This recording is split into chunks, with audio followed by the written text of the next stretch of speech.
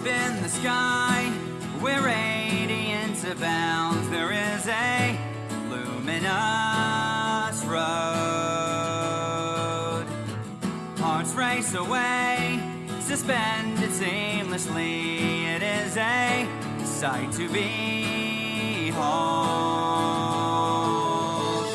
We're on our way, let's go today, because we might be the only ones to ever be. Up off the ground with arms around, holding me tightly. There's nowhere else I'd want to be.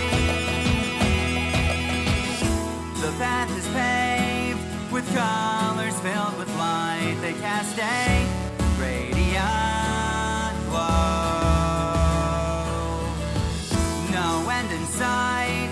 Now that you're here with me, let's chase the eternal rainbow. We're on our way, let's go today, because we might be the only ones to ever be. Up off the ground with arms around, holding me tightly. There's nowhere else I'd want to be but here with you.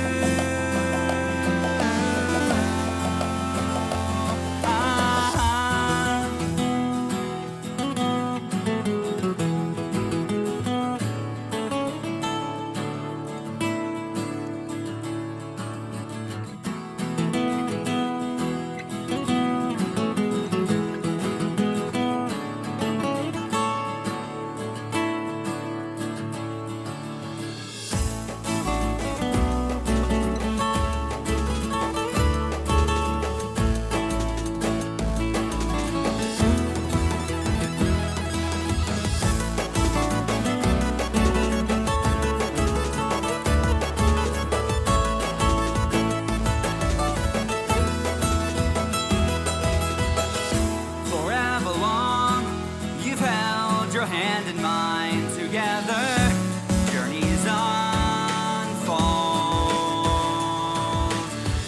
We've crossed the line, while we would love to stay. Our ride has come to a close. It's not the end, so don't pretend that we've solved the mystery. There's so much else that's left to see.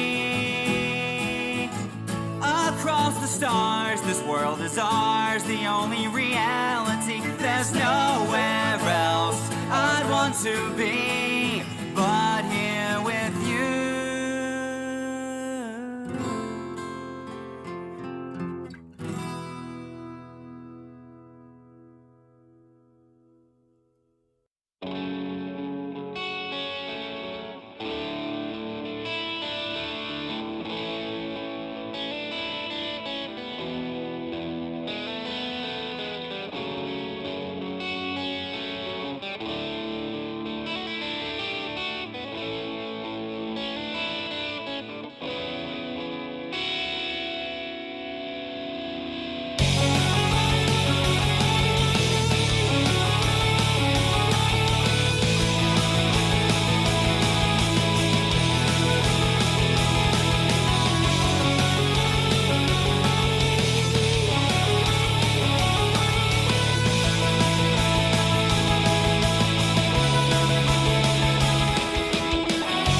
Looking back on all that we've been through, what is left and what else could we do?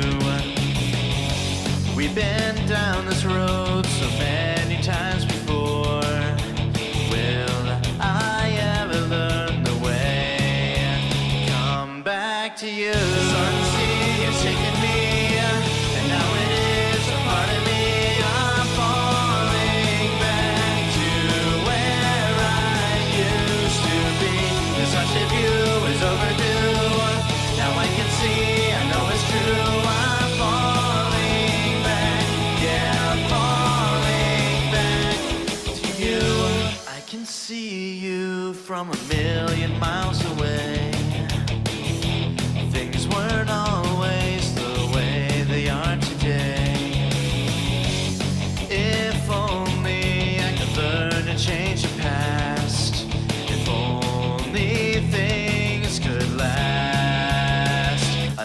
another day. The southern sea is taking me, and now it is a part of me. I'm falling back to where I used to be.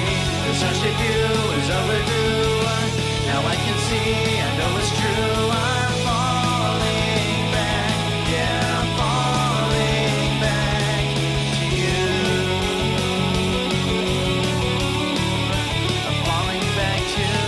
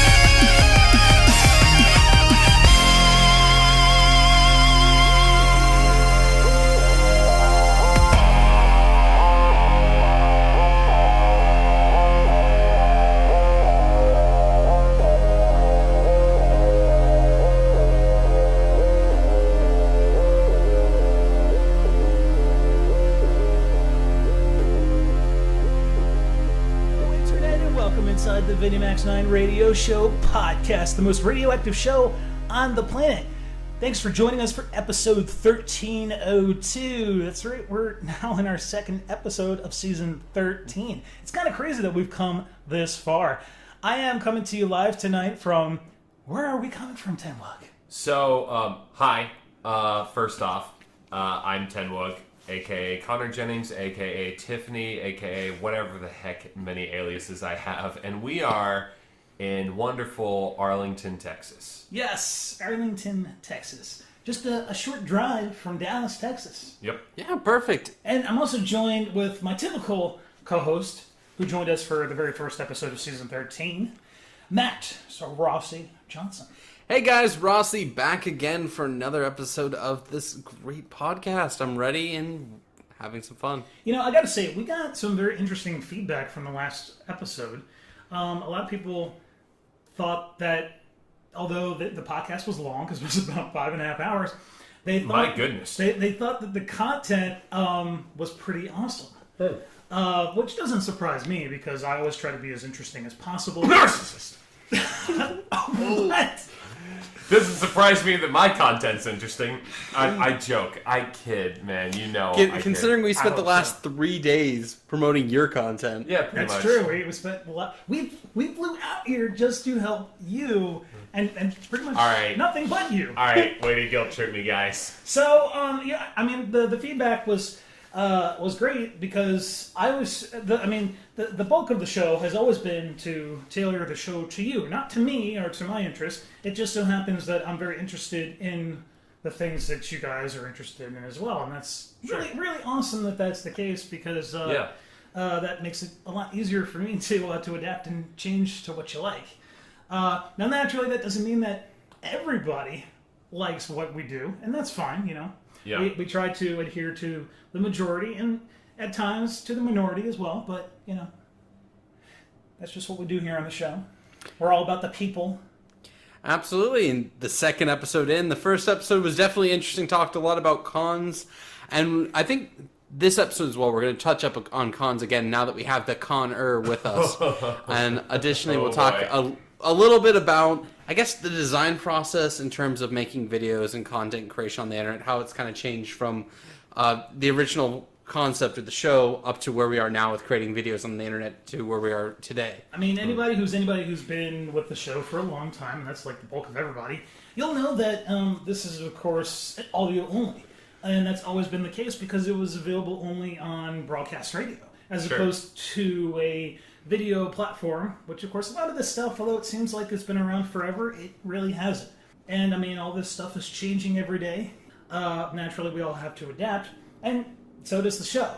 So, even though the podcast in itself is still audio only, we are still finding what we want to do as far as content creation on the video perspective, because that's very difficult to do for, you know, something that was only supposed to be audio only, and of course was for over a decade. Mm-hmm. And you know, I've been doing a lot of live streaming on YouTube Gaming and Hitbox and Twitch TV, and a lot of people have been very excited about that. And I get a lot of feedback as well from folks, particularly on YouTube Gaming and Twitch TV, and they really don't like it when I take a long sabbatical.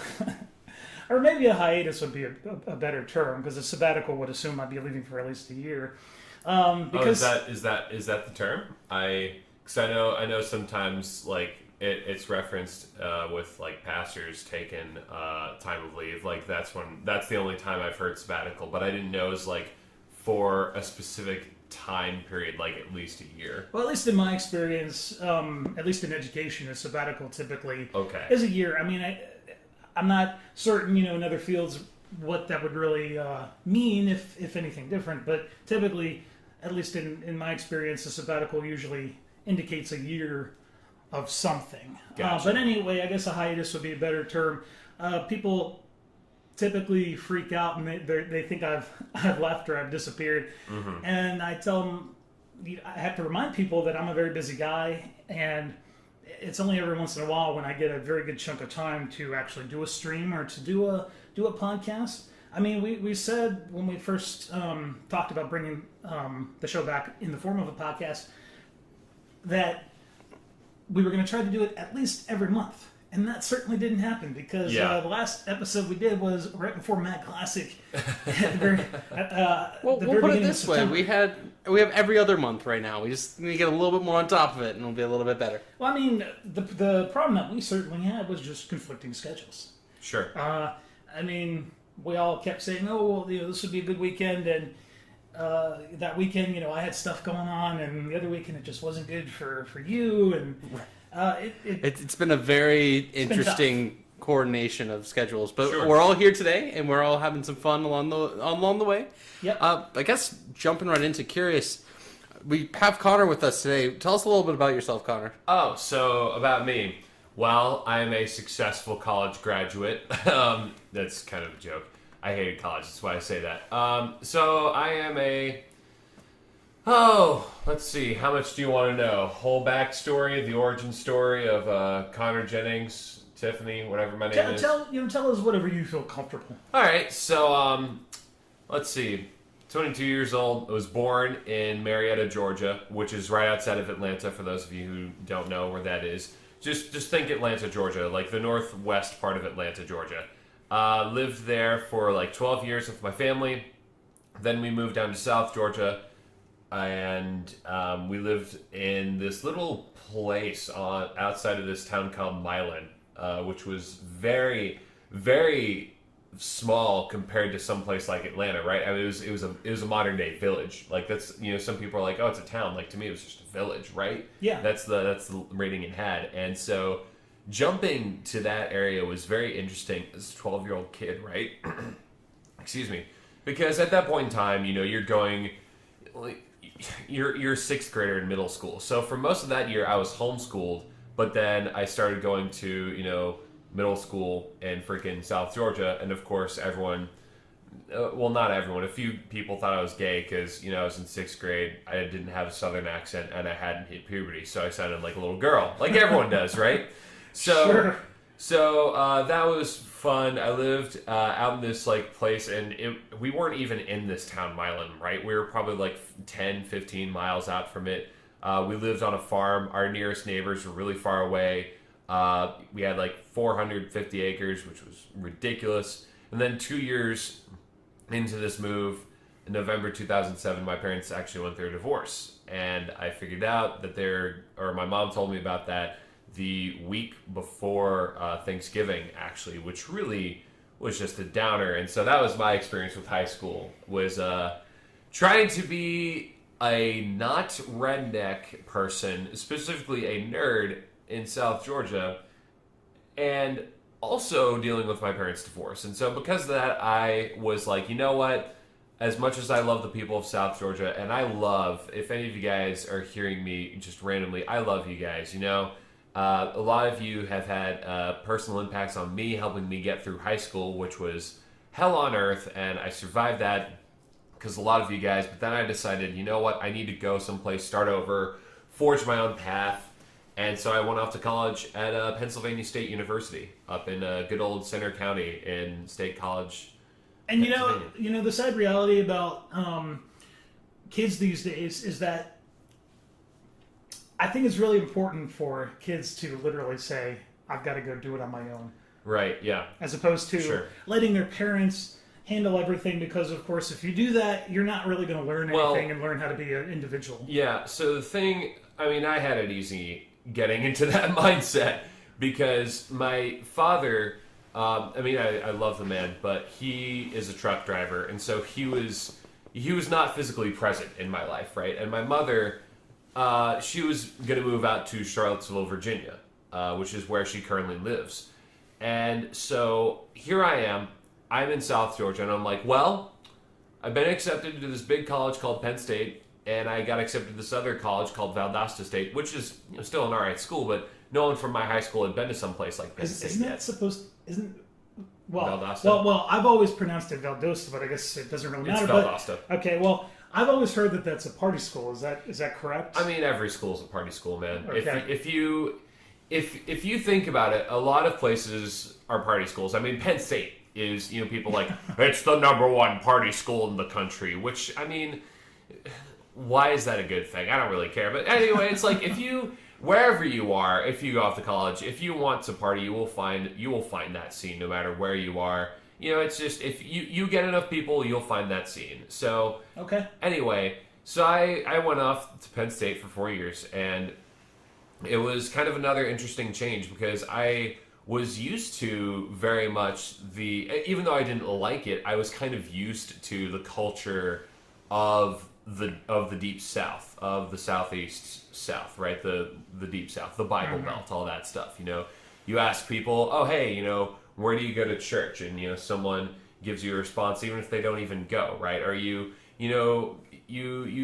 talk to random people that you see in Walmart because that's just what you do. And it's not that, like, other places aren't, are being rude or are, whatever. It's just that's just part of the culture. So Sure. getting out of there and going to college at a place like Penn State was really a refreshing experience, and I got to learn a lot about myself. But one of the hardest things about college was that I dealt with a lot of depression and anxiety, especially during my sophomore and junior years. Now, I am totally comfortable talking about this. By the way, this isn't like, oh, Connor's uncomfortable talking about this, or oh, Connor still deals with this stuff. No, I'm perfectly fine talking about this. And the reason why I do is because I know, right? There's one of you guys out there is listening to this, and you are struggling with depression and anxiety. Well, first off, I just want to say you're not the only one who's ever dealt with that.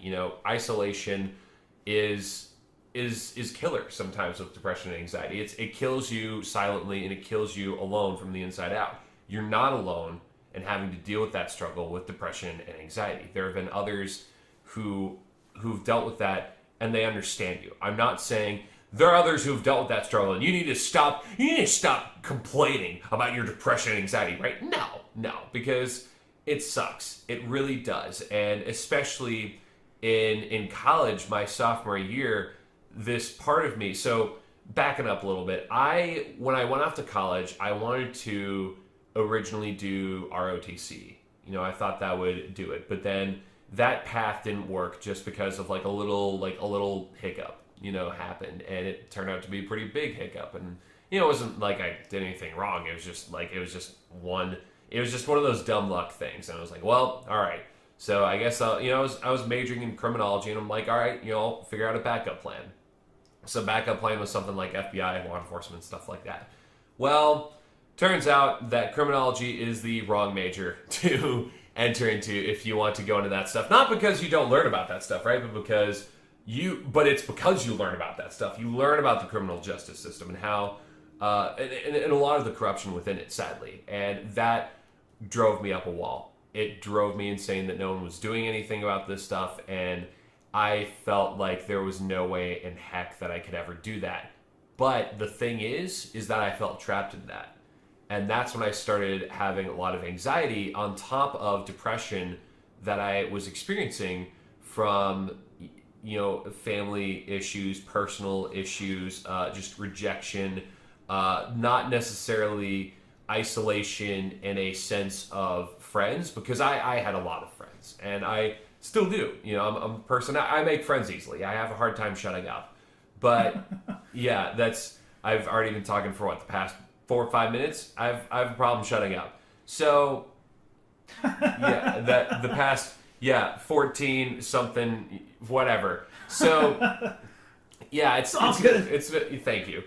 But no, I really just felt isolated as far as I didn't really have that, those close family ties like I kind of wish I did in some ways. And that was really hard on me. But at the same time, it was also a really powerful moment for me as far as my own personal growth, in every sense, right? Aside from physically, because come on, by that time I had stopped growing. I'm 6'6". I am thankful for the fact that I have stopped growing. Some people aren't. I am thankful, because once you get past that point, it gets hard to buy pants. But, all I'll say is thank God for Old Navy, because without Old Navy, I wouldn't know where to buy pants, because that is the only store where I can go in and I know, because their pants for some reason are slightly longer than other stores, I'm able to get pants at Old Navy. Tangent. I am so sorry I get like this. Tangent. Getting back. Irrelevant. Hey, there's nothing wrong with the tangent. Yeah. And I do think the point for it is that everyone at some point will have hit those lows. And a lot of times, either if you're in college or you're going into any major change in your life, right, it happens and hits. It hit me around the same time, too. Yeah. Right when you hit that, I'm now on my own for a good bit. I'm doing my own thing, and I don't really know my own identity. Right. It's that search for identity, which is the scariest moments of our lives. Yeah, but I had, thankfully, a lot of people helping me out. I shout out to my old college pastor / minister, Steve Lutz. To this day, possibly the greatest mentor I've ever had in my life, solely because, and he didn't do anything great. He didn't, or great as far as like he didn't like shoot lightning from his hands, right? He didn't teach me to do that. I'm still disappointed about that. I kid, but like all he did, one of the most powerful things he did is he just sat and he listened and he understood me and he just decided, I'm gonna live life with this kid. I'm gonna invest in him. I'm gonna try to get to know him. He just did that stuff, right? Oh, like that's I've been there. You know that. right. Yeah, like that's what you do. Like sometimes, like one of the most powerful things is just sit, listen, invest in people. And like this guy, you know, it was pretty much day one since I met him that he was doing this with me, and it was crazy. I'm so thankful for the guy. But no, yeah. So because of guys like him, and because of other friends that I've had, Dana Ray, another huge influence in my life, and just other people like that, it was actually after my junior year. That was the second time I had voluntarily admitted myself to the hospital for suicidal thoughts and stuff like that. And you know, talk about shame. Like if you want to know what shame feels like when you have depression and anxiety, it's when you're in the hospital, right? For not wanting to kill yourself. And that takes some humility if you admit yourself voluntarily. But yet when you're still sitting there, like that's, you know, the first time I was there, you know, I was kind of ashamed of myself, but the second time I just felt like, oh gosh, you know, I should be better than this, you know? I should be better. And you know what? Like, that's where I was. Like, in fact, I saw, you know, I eventually look back on it now and I see it as a good thing that I had done that, because I knew I was at that point where I wasn't safe by myself. Yeah. And so I took the necessary steps to stay alive, and I'm thankful I did that, because shortly after I got out, you know, and it was after that semester, which, gosh, that was just an awful semester of college, you know, just in every way possible. Like, that was just, depression was bad. Like, I was having such a hard time getting out of my bed. It's not like I was just staying in my room, like, watching, you know, YouTube videos or playing games or, you know, just, I don't know, doing whatever, you know, college kids do, or, you know, whatever. It's not like I was doing that stuff, right? I was just unable to really get out of bed and like go to class or do things like that. And like on top of that, I had some pretty boring classes, so that kind of made things hard. You know, that's, you know, it's hard when you have very little motivation, and yet the motivation that's there already is pretty lackluster. So eventually, like after that semester of college, there was a you know, I was doing summer classes, and the first week I was, you know, slumping back into that depressive bit where I was like, oh, this isn't working, nothing's changing, I don't know what I'm doing. And I had this moment. It was the first week after summer classes in May 2014, and I went out to this little grocery store called Weiss, right, which is just dumpy. You know, if you've ever been to a Weiss, or at least this one was, we called it was affectionately referred to as the ghetto Weiss, right? Because it wasn't the cleanest store, we'll say that. So I go out to the Weiss, and all that day or all that week I hadn't been out of, you know, my room that much. You know, I was just stuck. I was paralyzed, really. Not, you know, necessarily, you know, physically or mentally, but just like emotionally, spiritually speaking, socially speaking. I just couldn't do it. And, you know, I went out and I got groceries, and I'm stuck in my car. You know, again, like I don't have the willpower to even get out of my car. And out of nowhere, I just start getting pissed off. Like, I'm just like, because a part of me knew this is not the way that I'm supposed to live, right? This isn't the way I'm supposed to live my life. And I'm shouting, like, out of nowhere, like, no, I'm not living life like this anymore. I'm not doing this. And I go on this huge tirade about everything, about how I'm not letting myself be bound by all this stuff anymore. And the last bit that I said was, and I'm not going into criminal justice, and that's going to be okay. And that was the moment where, like, it honestly felt like I rage quit my depression and anxiety. Without a better way of phrasing it, it felt like I just rage quit everything right there and then. And I go in and I talk to my cat Blackout. I'm just like, hey, I'm not doing this stuff anymore. And he of course gives me this dumb look because he's a cat and he doesn't understand the English language.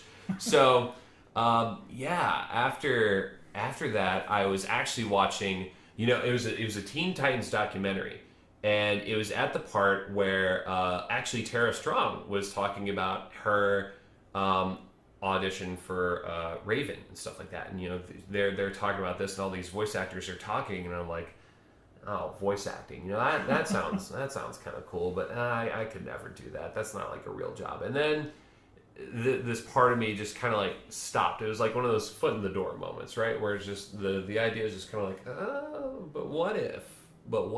And so ever since then, and that was after my junior year of college, I was like, okay, well maybe I'll entertain this thought a bit. And that sort of led to me being like, okay, what about voiceover work? And so I started probing the people that kind of knew me best as a human being, and I was like, hey, what do you think if I decided to go into voice acting? And a lot of people were like, oh, that sounds good.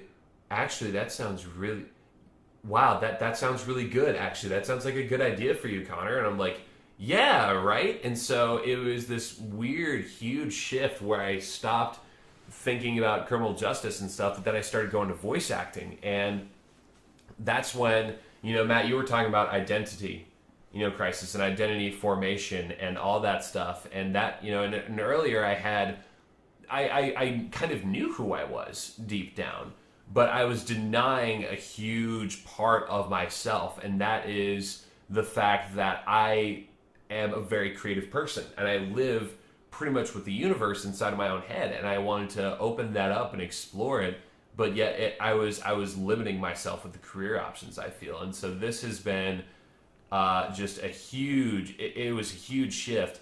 And especially when I started taking voice acting lessons, around my senior year of college as well, I'm doing, two things at once. My coach was, guiding me along and, having me make all these characters up from scratch. And I had realized, like, my God, I really do have a universe inside of my head. I have all these characters that I know from that, whether I see them in other I see like stereotypes of them in TV shows, or people that I know in real life who fall under this stereotype, like people who have the same vocal little, tics or whatever, and you can pick that stuff up and you can make characters out of those little vocal tics and all that stuff. And it was weirdly just fun and addictive and just very, very fulfilling in a way that like nothing else really had been in my life up to that point. And, because of that, it's opened up a lot of doors. I mean, I started thinking, more about, okay, like, well, I'm doing this, I'm going to start networking, start to get to know people. And I actually, hilariously enough, met Matt at a convention called MagFest. You guys were talking about conventions last time. I met you at MagFest. And it was a dumb occurrence, just a dumb, random occurrence. I actually talked up to a buddy of his that was waiting in line with him, and or a few buddies of theirs, and because we were in line for a JonTron panel. That's right, it was a JonTron panel, and I was there by myself. I got to MagFest from Pennsylvania. I was staying at my sister's house, which was an hour away, and I just got there because I was like, I want to see this JonTron panel, and the line for it was monstrously long, and I was just like, oh crap, like there's no way. So I kind of buddied up with some of the guys that Matt was hanging out with, and Matt himself, and I was just like, I was that guy, right? I just jumped into the line with them, and nobody was really questioning me about it, because I was like, no, we're all friends here. It was one of those moments, and maybe You're a line jumper? Yeah, I was being a line jumper. He admitted to being a line jumper. You I sly can't- dog. That was the first time I believe met this. you. Yeah. I can't believe this. Yeah, so that was the first time I met Matt, and then we kind of saw each other the next night, where he and it was actually Brownie and Trace, and Lance was there, right? No, Evan. Oh, Evan. Okay, that's right. Okay. Yeah. Well, So- we're gonna take a quick little break here. Sorry, I'm talking too long. No, you're totally fine. We're gonna take a quick little break, and when we come back, we'll continue where we left off.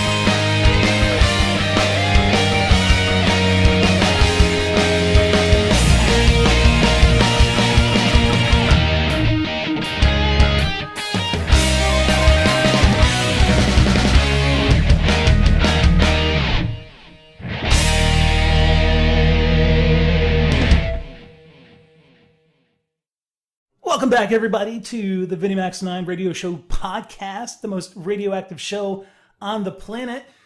Thanks for sticking around with us as we come to you live from Arlington, Texas, an awesome place outside of Dallas, Texas. So if you want to interact with the show, you can do so by doing such things as texting us at 314-32-VINNY. That's 314-328-4669. Message and long-distance rates may apply based upon your carrier. You can tweet at us at DJ Vince VinnyMac, and of course, Game Chumps Crew on Twitter. And you can also email us at the one and only at VinnyMac.org. And if you really, really want to send us promotional material or any kind of mail, you can do so by sending us whatever it is that you want to send us at VinnyMac's 9 Radio Show, care of VinnyMac Productions, P.O. Box 3359, Chester, Virginia, 23831. And also as a reminder, once again, if you ever send a nice cardboard box that has a little bit of your love inside, I am going to hug that box. You want to know something really funny about that? What? I have a box. You have a box for me? Well, it wasn't for you, it was for me. That came in the P.O. box specifically because of last episode. Oh my. I need to hug that person. In fact, it's sitting in my living room right now. I need to hug that box and hug that person. It's just an empty box with nothing in it. Thank you. Thank you. That's interesting. So, Keep sending them. I'll make a box fort. and just as a reminder, this is a podcast, so a lot of people get really confused as far as why we use such platforms as Twitch TV, Hitbox, YouTube Gaming, those that feature chat platforms.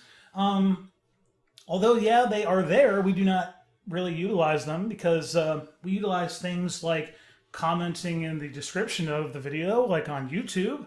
Of course, we definitely prefer direct feedback through the means of email, Twitter, and of course through texting, which is definitely a great feature because, I mean, you can use your mobile phone right away without even having to be on Twitter or share with us your email address. Yes. Although I do realize that some people would probably be a little bit more uncomfortable sharing their telephone number than their email address. But, whatever works for you. Yeah. That's kind of the big thing about the show is that we hit on all the platforms so that we can get it to you.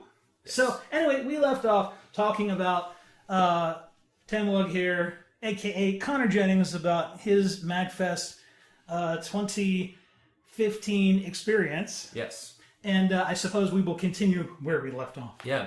So, hi again. Fun fact, MagFest 2015 was actually the first convention that I'd ever been to. And it was very fun. Not my favorite one, but it was still a very fun experience. Very interesting because I know you guys had gone like with other people to MagFest, or you were heavily involved with people there, or you were like meeting up with people again or doing that stuff. Me, I went in blind. So literally, it was just you. It was just me. I went down. My sister at the time was living in Maryland, and I think it was Lexington Park. Yeah, Lexington Park, Maryland. She doesn't live there anymore, but she was living there at the time. And I was staying at her place. I even brought my cat down to her so that way I didn't have to hire like a cat sitter for the weekend or whatever. So that way he didn't have to be alone for that weekend. But anyway, the cat's not important. What's important is that I had met Matt in line at this JonTron panel, and then kind of like I was saying beforehand, and then we kind of got to know each other through that a bit, and we talked about voice acting and stuff like that. And then the next night I saw them again at the Game Grumps panel, and I met another YouTuber type person. Well, I didn't know he was a YouTuber at the time, but I knew he was just another fan of Game Grumps like I am, Mohammed, who is a very interesting cat indeed. To say the least. God, it's Mel! Yeah. Oh my gosh, it's Mel!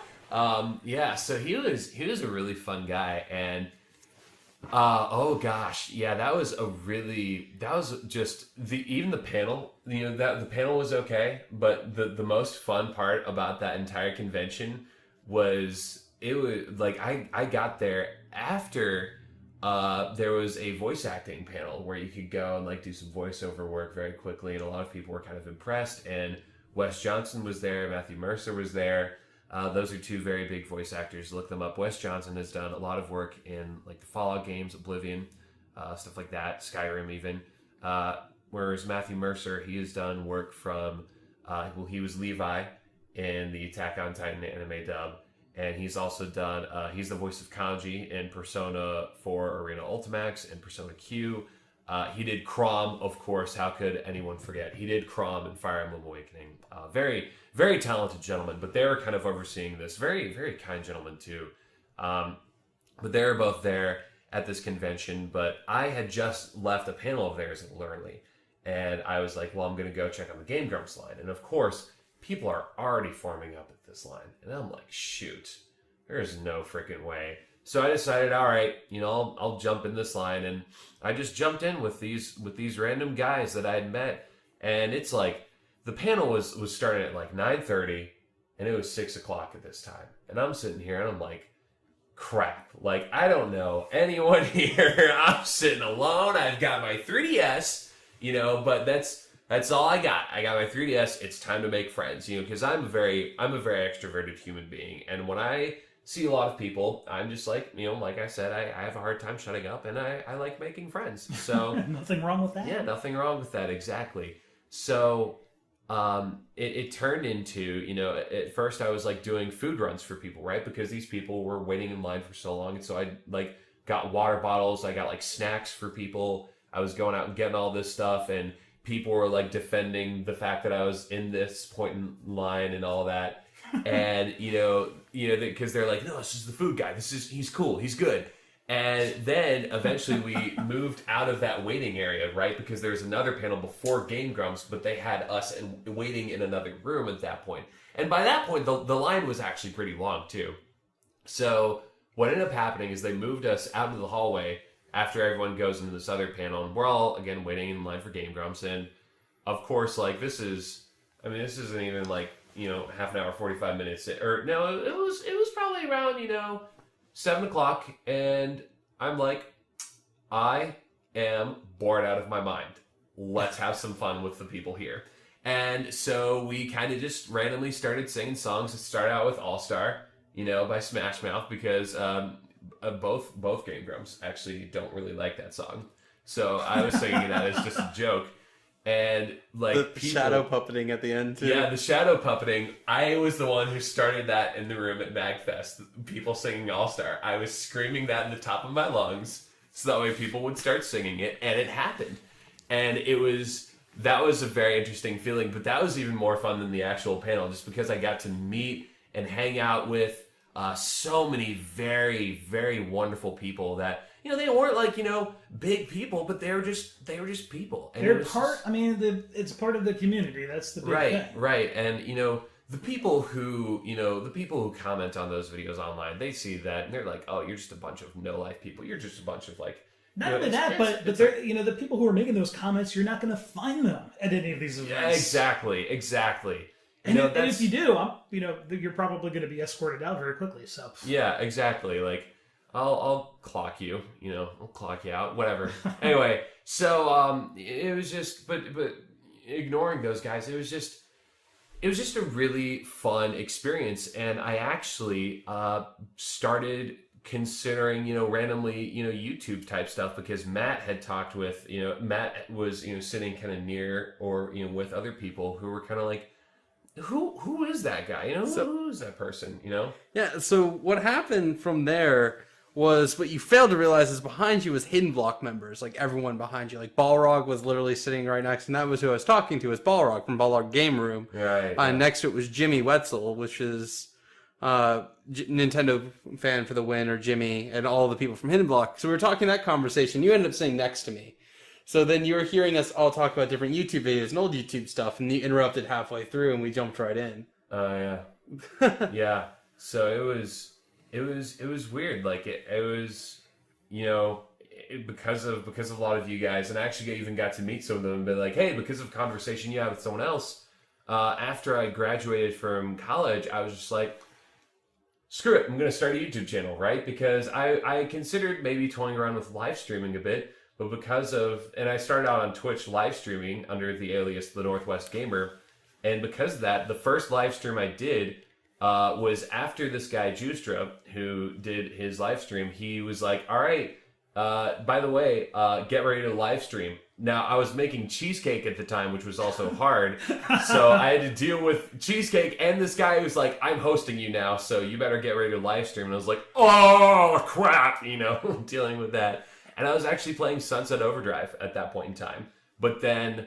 The greatest thing on earth was born out of the Northwest Gamer, though. Yes. That is Twink the Redneck Star. Okay, let me talk about Twink the Redneck Star. So I am, like I've stated, I can talk about Twink the Redneck Star, right, Vinny? You can talk about whatever you want. Okay, I just want to make sure. Sorry, I'm just really excited. I always get very happy when I think of Twink the Redneck Star. He's precious to me. So I'm a voice actor. Like I've stated in the past, and I like just creating dumb, goofy voices, and characters and all that stuff, right? And so I streamed Paper Mario, actually, and that was the first game that I completed in a live stream, because at that point I didn't have the greatest internet, so I couldn't stream all the, the heavy action games, but I was like, you know what, I'm going to stream an older game. I'm going to stream Paper Mario. And so I was playing through it, and I was voicing the entire experience, and like all the characters, all the dialogue, I voiced it.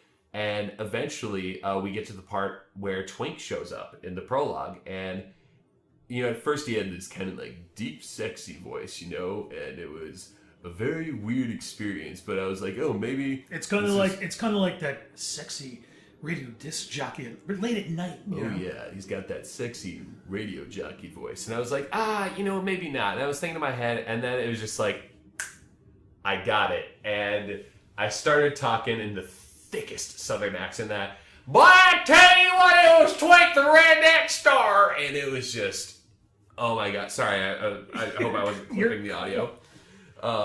But no, it was so fun, right? Just being able to just play this game, and there were like maybe 10, 12 viewers on average. It was small, but it was nice and it was intimate. And every time we beat a chapter, we knew everyone got so hyped and so excited because Twink the Redneck Star was gonna show up and brighten our days, and it was just. That was the greatest thing, and I would not give up those memories of Twink the Redneck Star and streaming on Twitch with this, very small, crappy channel compared to others for anything in the world. It's all about the little things, people. It is. It is all about the little things, and it's all about the journey of those little steps, just taking it forward. But because of stuff like that, an encouragement from Matt, really, I started a YouTube channel under the alias Tenwug, that's how you pronounce the acronym TNWG, which is the Northwest Gamer. So, and for those of you guys who are interested in checking out that particular YouTube channel, you can go to tenwug.gamechumps.tv. That's Tenwug, TENWUG.gamechumps.tv. And of course, if you want to see everything that we've covered in the podcast, check the show notes. Check the contact info, or just see what's going on. You can go to VinnyMac.tv for all the info and click on the podcast link and see what's going on. We're going to take a quick break, and after we come back, we'll continue talking about more stuff.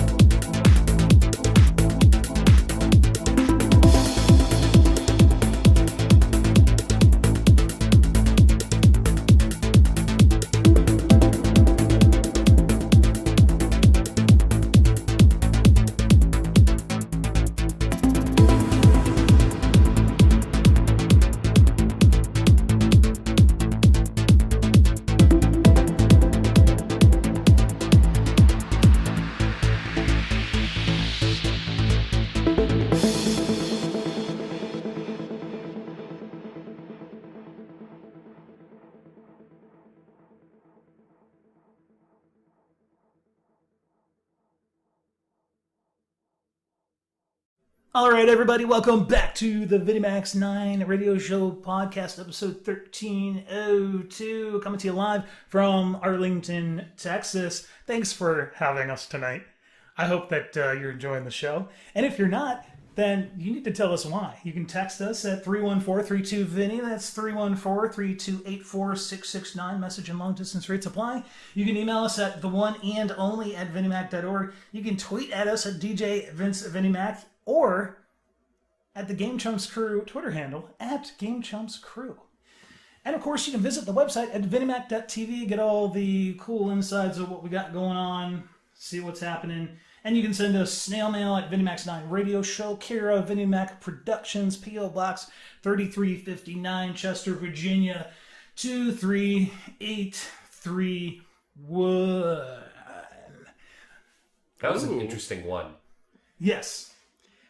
So we were continuing where we left off, talking about MagFest, community, all that stuff. Right, MagFest community and how that convinced me into going into live streaming with Northwest Gamer. Of course, the wondrous Twink the Redneck Star, Paper Mario. Just, you don't really expect someone normally to play a Paper Mario game and voice a star kid, right? Just this tiny, adorable little kid.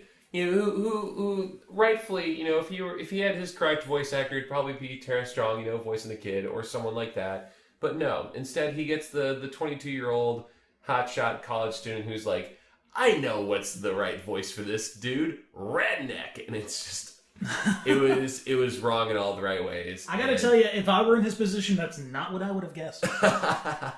Yeah, it was wrong in all the right ways, as I kind of say it.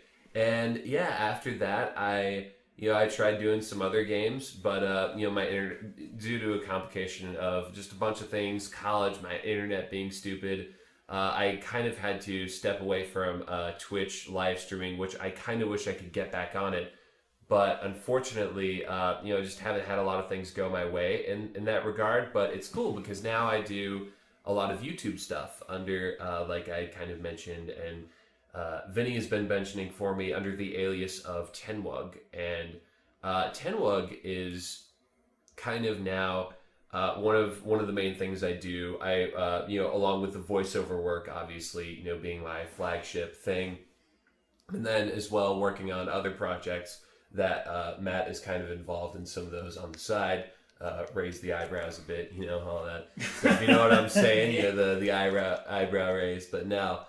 Tenwug is weirdly becoming this flagship for me, because what and this is something that even if I only have a small number, because it's a small channel, it's a grassroots movement channel, I guess, but one thing that I desire for the channel to be, and this is because of a lot of impact with my own life, is sort of a stance against this notion, right? This feeling that you don't have worth as a human being until you earn it, until you work for it, until you do X and such certain things, right? I'm very much against that idea, and I guess Tenwug is kind of it's my weapon against that, right? It's dumb humor, it's dumb, stupid, self-aware, incredibly meta humor, and it's a fun time, I just want people to watch it and to feel like they can laugh, they can have fun, and that they know that, and that you guys know as well that you're a gift, and that your life has a lot of meaning, and that you shouldn't throw it away, or you shouldn't beat yourself up because you're not good enough, or because whatever this means, you haven't arrived, right? Like what does that even mean, right?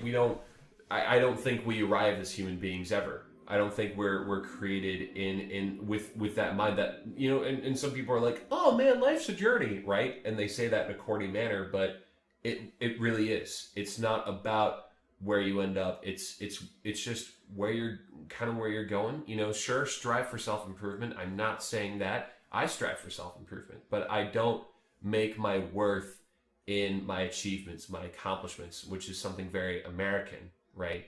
Yeah. And I want to stand, and Tenwug is my weapon against that. And my, and it's not the most powerful weapon, but maybe one day it'll get very powerful, and I'd be honored to help others escape from this mindset, because again, with my anxiety, that's something that trapped me. I felt like I didn't have worth at that point because, you know, I hadn't had that career yet. You know, I hadn't arrived because I hadn't graduated college. Before that, I hadn't arrived because I hadn't graduated high school. Before that, I wasn't even in high school. You know, my life was constantly trying to get to the next thing without enjoying where I was at that point. Yeah. Whereas now I'm able to enjoy just where I am, you know, and just kind of feeling like I'm not waiting for the next big event. I'm just living life. Well, and you know, it's good. that's a good point, because people will argue all the time that I'm incredibly successful and that I do this and I do that. Well, yeah, it's true. I do a lot. But the fact of the matter of that, we discussed this on the previous episode, to where, yeah, I do a lot, but the economy's crap and I don't really make a lot of money considering what I do. Sure.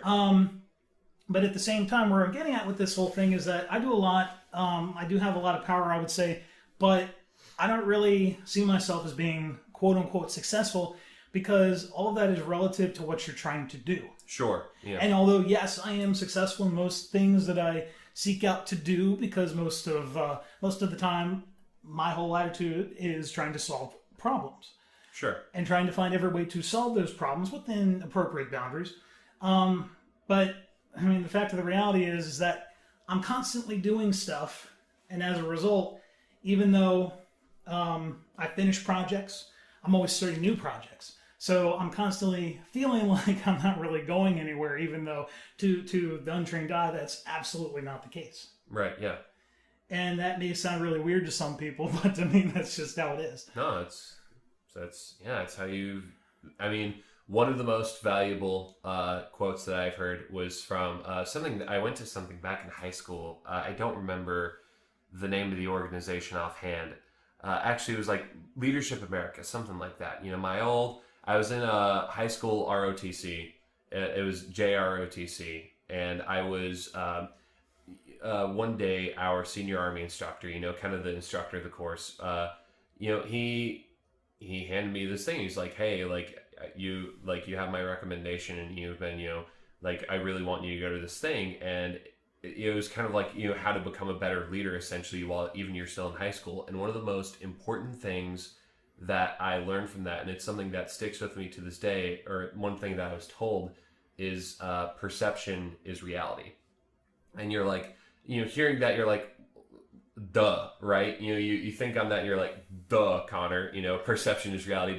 But think about it, like, how someone else perceives the world, well, that's the world for them. So, you know, if you're like, well, Vinny, you know, how come how come it's you know, how come you have that attitude? Well, we'll try to understand, you know, try to understand Vinny's perception, right? You know, and understand your own perception and your own version of, you know, reality. And I'm not saying there is no absolute truth, right? But, you know, but the point is that, like, it's a powerful thing to understand it from the other person's point of view sometimes. You know? Which is why whenever I deal with anything, doesn't matter if I'm solving a problem or solving a conflict, I always try to hear all aspects so I can try to understand from both parties or multiple parties what's going on. Yes. Who really is right, who's really wrong, or how to deal with the situation where it's one of those things where neither of them are right or both are right. Because, I mean, we live in a complicated world. Indeed, we do. We do. And absolutely, it's in like a time and place in all of our lives. I know we were mentioning this earlier on in the day, that we're all kind of in a different phases of searching where we're at and where we're being. And that in particular, you're talking about that transition of having perspectives. And both of you are talking about how perception is reality, especially what's important right now in this time in year where everything around us is changing. We're in a changing world of everything from media, a changing world from technology, that everything could change on an instant. The perceptions of what you have and the perspectives that you can get from other people is going to be the ultimate way for us to move forward and drive new things to happen. Yeah. And to grow. Yep. Yeah.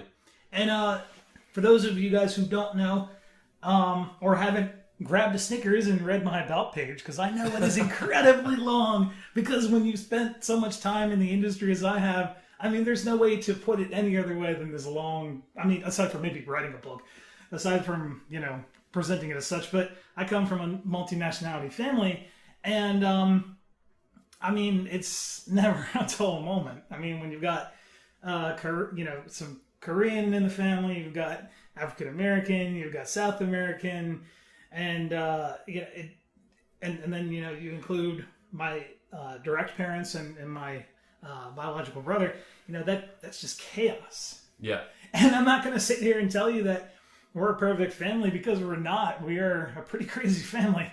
But I mean, you gotta look at it from a completely different perspective, because there's so many people out there who are different everything from you, different color, race, nationality, religion, and they do things completely different. And not to say that you have to agree with it or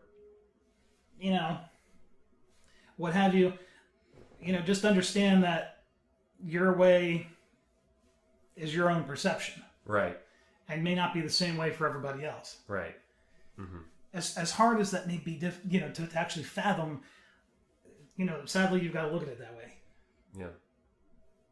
And I think there's a real, going back to a bit of what we were saying, I think there's a real fear of confronting that differentness, that differentiation of views of whatever, because from my perception of things, America is a very insecure society. We're very much like, we like to think back, to our glory days, whatever that means, to all this stuff, of who we were, who we stood for. And, we're very insecure with who we are now, and we shut down, especially, I grew up in the Deep South. We shut down, not we, that society shuts down a lot with, encountering different viewpoints. And I think a lot of that's because we're just insecure. We're constantly afraid, of failing these standards, that I was kind of, talking about earlier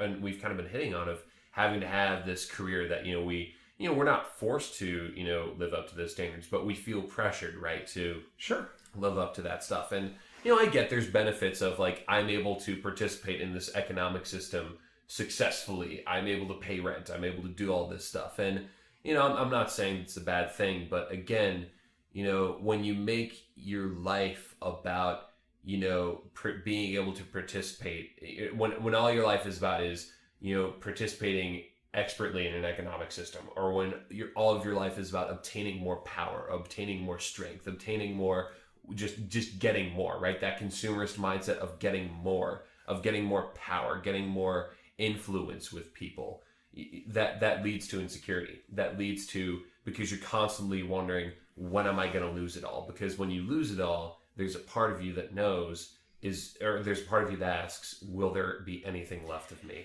And, I definitely think in today's society that's more the case than ever, as the population grows. Mm-hmm. And it seems as if there's less and less money actually going around. We all seem to have that fear, so it seems more and more. And I mean, I think my parents are certainly in that same boat, to where they're retired and they've got their pension, Social Security, what have you, whatever it is they're actually getting. Sure. But in United States economy here, that's what most people who are retired are getting as far as any kind of income, and that may be enough for them to survive. That may not be. However, for people in such a situation, they're constantly saying, well, when will it be that we won't have enough to be able to survive?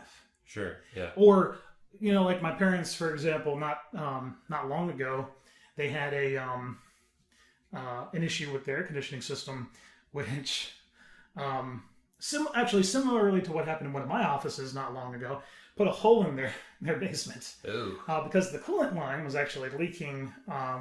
For some reason, the coolant line actually goes along the ceiling of the basement. Right. And so, apparently that coolant had been leaking for quite some time. And, two problems. Number one, they don't get down there very often. And number two, that was one of those things that took a very long time to build up before it became a problem. And not only was that a pretty expensive job to repair the damage, but also they had to replace the entire unit, because once that happens, at least with the age of those particular units, there really isn't anything you can do but replace the whole thing. And of course, Yeah. for the house that my parents have, that's a pretty expensive ordeal because the unit is custom built for the space that it's in. So, that's a lot of money out of their pocket. And although I'm sure they'll be all right, they've got this thing in the back of their head that they're saying, well, we got this thing, and based on what we have coming in, will this actually be enough for us to continue living? Right, yeah. Or will we need to change our living situation?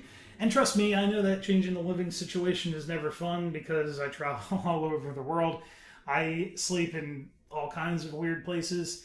I rarely ever actually sleep in my own bed. And even when I'm at home, I'm usually in my office sleeping in the bed that I have there. You guys actually haven't seen that since the last time you were over there because I moved it. Yeah. So you probably have no idea what I'm talking about. Yeah, and just as a final note, and I'll leave it at this as far as the subject, because I don't want to beat it to death with I don't want to beat a dead horse, right? Beyond death, whatever. Sure. I do want to say I recognize that fear is real, because no one wants to be that guy who's homeless. No one wants to be that person who has nothing. It's a crappy situation, especially if when it starts getting cold. No one wants to be lonely. No one wants to be weak. But instead of living a life based out of fear, I think we should be, especially as a country, especially as a society, be more willing to confront those fears openly, to for the sake of not just our good, but for the sake of the common good, confront these fears, look at these and say, how can we handle these fears? How can we do all that stuff? And that's all I'll say on that. That's all I'll say on that. It's all good. Yeah. So we'll take another quick break, and when we come back, we'll talk to Matt Rossi Johnson about what's going on in his world. Stay tuned.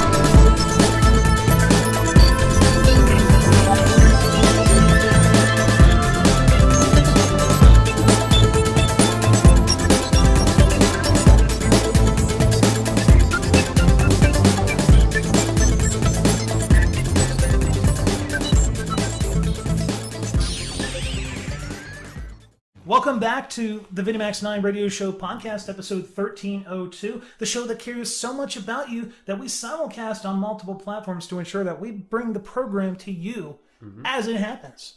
So, yes, we are simulcasting on multiple platforms. We're simulcasting on Hitbox, YouTube Gaming, Twitch TV, Shoutcast, and of course, VinnyMacRadio.com. Hitbox is the official partner of VinnyMac's 9 Radio Show podcast. So make sure that if you want to actually interact with us in any of the other ways that we don't already interact with you, you can utilize the chat on Hitbox because that is the only platform that we leave the chat enabled. The only way that you can actually utilize the chat on Twitch TV is to subscribe, and we do not have that enabled. And of course, it's completely disabled on YouTube Gaming. And if you become a VIP on VinMacRadio.com, you'll have exclusive access to all previous recordings, in addition to individual tracks, and you'll have the direct chat to be able to interact with everybody else. And you can find out details about how to get access to the VIP stream and website by emailing promo@knocktalk.com. And details about that are on VinnyMac.tv. So we left off talking about Connor Jennings, voice actor, talking about his cool journey to where he is today. I have no idea what I'm doing with my life, and it's fun. And that's all that matters, I guess. I mean, that's not really the truth. I kind of do know what I'm doing with my life, but it's whatever. But anyway, so we were kind of going to switch on over to what's going on over... That's right. We were going to... other end of the couch. We were going to talk to Matt Sarasi Johnson about stuff that he has going on, including content creation on YouTube. Ooh. And some other things that he has going on that he'll talk to us now. So what's going on, Matt? What brings you on the show? Aside from the fact that you were on last episode. Besides the fact that I'm about a regular at this point in terms of 2 out of 2. Must retell. But overall, since the last time we were talking at Mac Classic territory, it's been a lot more focusing on. I've been working at the trading card company that I was talking about last time, where we were first starting out with that. For those you don't know, I work at a children's trading card company and do a lot of designing in terms for a new game that's launching pretty soon. And through that process, it's been a very interesting working with so many different people that are very random and creative.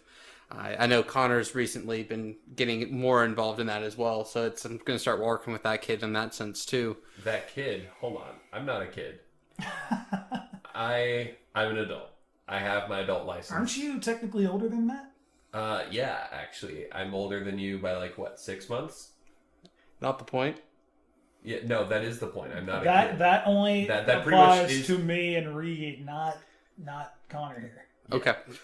Other than that, I've been working on the new YouTube channel stuff. We've been working on about 4 new animations that are hitting soon. One that's actually a 10-wug animation, along with the Weaponology series around the corner, which I've been really excited. Been working on that for about 7 months, and I'm super excited to bring that out to the front ground for everything there. And then some other cool videos along the way about my journey this past year. More particularly, we've mentioned about homelessness and everything from there. I've been through kind of a rough year. So it's really showing a journey between what happened there to where I am now, and kind of giving everyone an open dialogue to say, even if you have your life turning a bad way, you should always keep going at it because you never know what's going to happen. Exactly. Yeah, absolutely. And other than that, it's just been taking life day by day. I've been moving my stuff from North Carolina going down to South Carolina right now, and that adjustment over there to making it my own studio space out there, and it's been interesting, to say the least. Sure. Now, I actually, if you don't mind, I have a question for you because I, like I've stated earlier, I have, this little YouTube channel, 10wug, but that started back in May 2015, and before that, I didn't really have a whole lot of experience with starting and YouTube channels and launching content on them. I wasn't a content creator, whereas you've been a content creator for a lot longer than I have, pretty much since about 10 years. Yeah, dang near the beginning. So that is pretty much the opposite, right? Whereas I didn't really start watching content creators regularly until guys like Peanut Butter Gamer came along, or I found him back in 2011. PBG and Tobuscus was another guy as well. But even before that, I didn't really have a whole lot of people that I had followed, and I wasn't really into YouTube or think of it as like a legitimate career for some people, or it's just a passion. I just thought it was a collective for dumb videos. So I want to hear your experience as far as seeing the way that YouTube has changed over the years, right? Because you're one of these quote old tubers, I guess. Old some people might tubers. say. Old You're an old tuber, and now I'm this newer guy. So I guess to start that off for you, I've been the last 10 years, part of about 12 different YouTube channels. I had to actually, if counting Press A to Play, which was something that happened this year, that would be the 12th channel I worked on. So it's been a journey. It sounds like it's been a video channel a year. yeah, At that point. But the biggest thing that I found was not a single person at the very beginning knew what to expect. Walking in the first couple days, when I first started my channel, it was after watching Doc Jazz's Ballad of the Windfish video, and that was very early arbitrary YouTube days, and there was nothing on there. In terms for web series, you had that, Smosh, and Stupid Mario Brothers, things of that nature were very low quality and very kind of to the cuff. Very fun, relaxed, childish, and just having fun along the way, and no one ever thought it was going to be a career. When I first started and I joined the SOS Brigade, which was a Pokemon-based forum with people like Munching Orange, Spirit of Steel, Datai, all these people that may or may not be larger people now, or even Markiplier before he started going up into the higher ranks. It was this moment where we all knew at the same time that this was fun. And we wanted to see what would happen if we pushed it a little bit further. So then we had these moments where I remember the first time, me and about 4 other people in a chat room, and we were all talking about what would happen if we made Pokemon games where we interacted with each other, where we had some arbitrary, stupid goal. Nuzlocking was something of a webcomic at the day, and that was very common around the corner, but what we were talking about is doing something stupid. So we all picked a Pokemon type, and we played through the games with a single Pokemon type, and what we decided to do is make live action mixed with with commentary on top of video games. It was some of the early days of Let's Playing.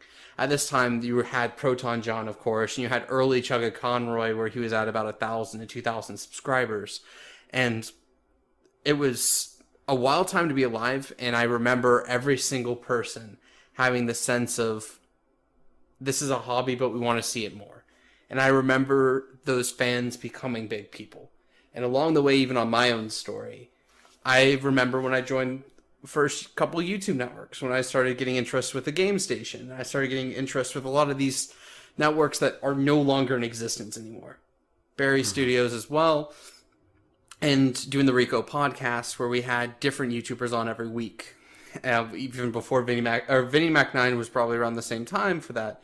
Terms for the YouTube days. That was about 8 years ago. VinnyMac's 9 actually debuted in 2002 and actually went on full time as a 18-plus hour a week gig in 2004. Okay. So it was a little bit after. In January of 2004. Yeah. So about a couple years after, it was when the Rico chat room, a lot of the other stuff started really taking hold as well. And the biggest thing I remember is the first convention I ever stepped foot on. And it was a smaller version of Animazement, and having myself been noticed for the first time, having someone come up to me and tell me, hey, I really like those videos you do. They're really stupid. You have the stupid rockfish that goes with you, and I think that you're terrible at it, but you're fun to watch. And I remember the feeling you get the first time when your hobby becomes something cool. And I grasped onto it and kept going forward. Day after day making new content, and then meeting a lot of cool people on the way, whether it's been Logan, or I Might Be Lonk, or Brian Brownie, or which Logan was Black Rain, or even Cam, who was one of my major forces of animation and editing. He helped teach me animation, and when he passed away in February, I got a lot of that stuff back from him, and I got a lot of that motivation kick. There was this time in college, like yourself, where I had an identity crisis, fast forwarding all the way through about 8 years. I had working on channels that were 100,000 plus YouTube subscribers, and I had a lot of views from there. It sounded like it was successful, but the hardest thing is I had an identity crisis where I didn't know who I was. Sure, I know as part of these people, and at that point I had a creative sponge, where I was at this moment where I didn't want to create anything anymore. And all of a sudden, I was approached with the opportunity to try to see what would happen if I just went for it to create our own kind of system to manage things. And even though that original idea failed, and it sent me on the spiral where I wasn't in school anymore, and I was on my own, I was basically on the streets poor, I got approached to multiple things. Like I went to MagFest, and I went to all these places to meet people, and along the way, losing Cam, which probably this year, losing Cam was probably the most defining moment of my life at this point. Yeah. Other than even like MagFest, because all these events happened from it, but that was the trigger point. That when I lost him and I got back all the paintbrushes that he borrowed, all of the sketchbook, and I actually had the sketchbook, I still have it back at my house, that when me and him were the second year of college and we were in the same dorm room, he asked to borrow that sketchbook.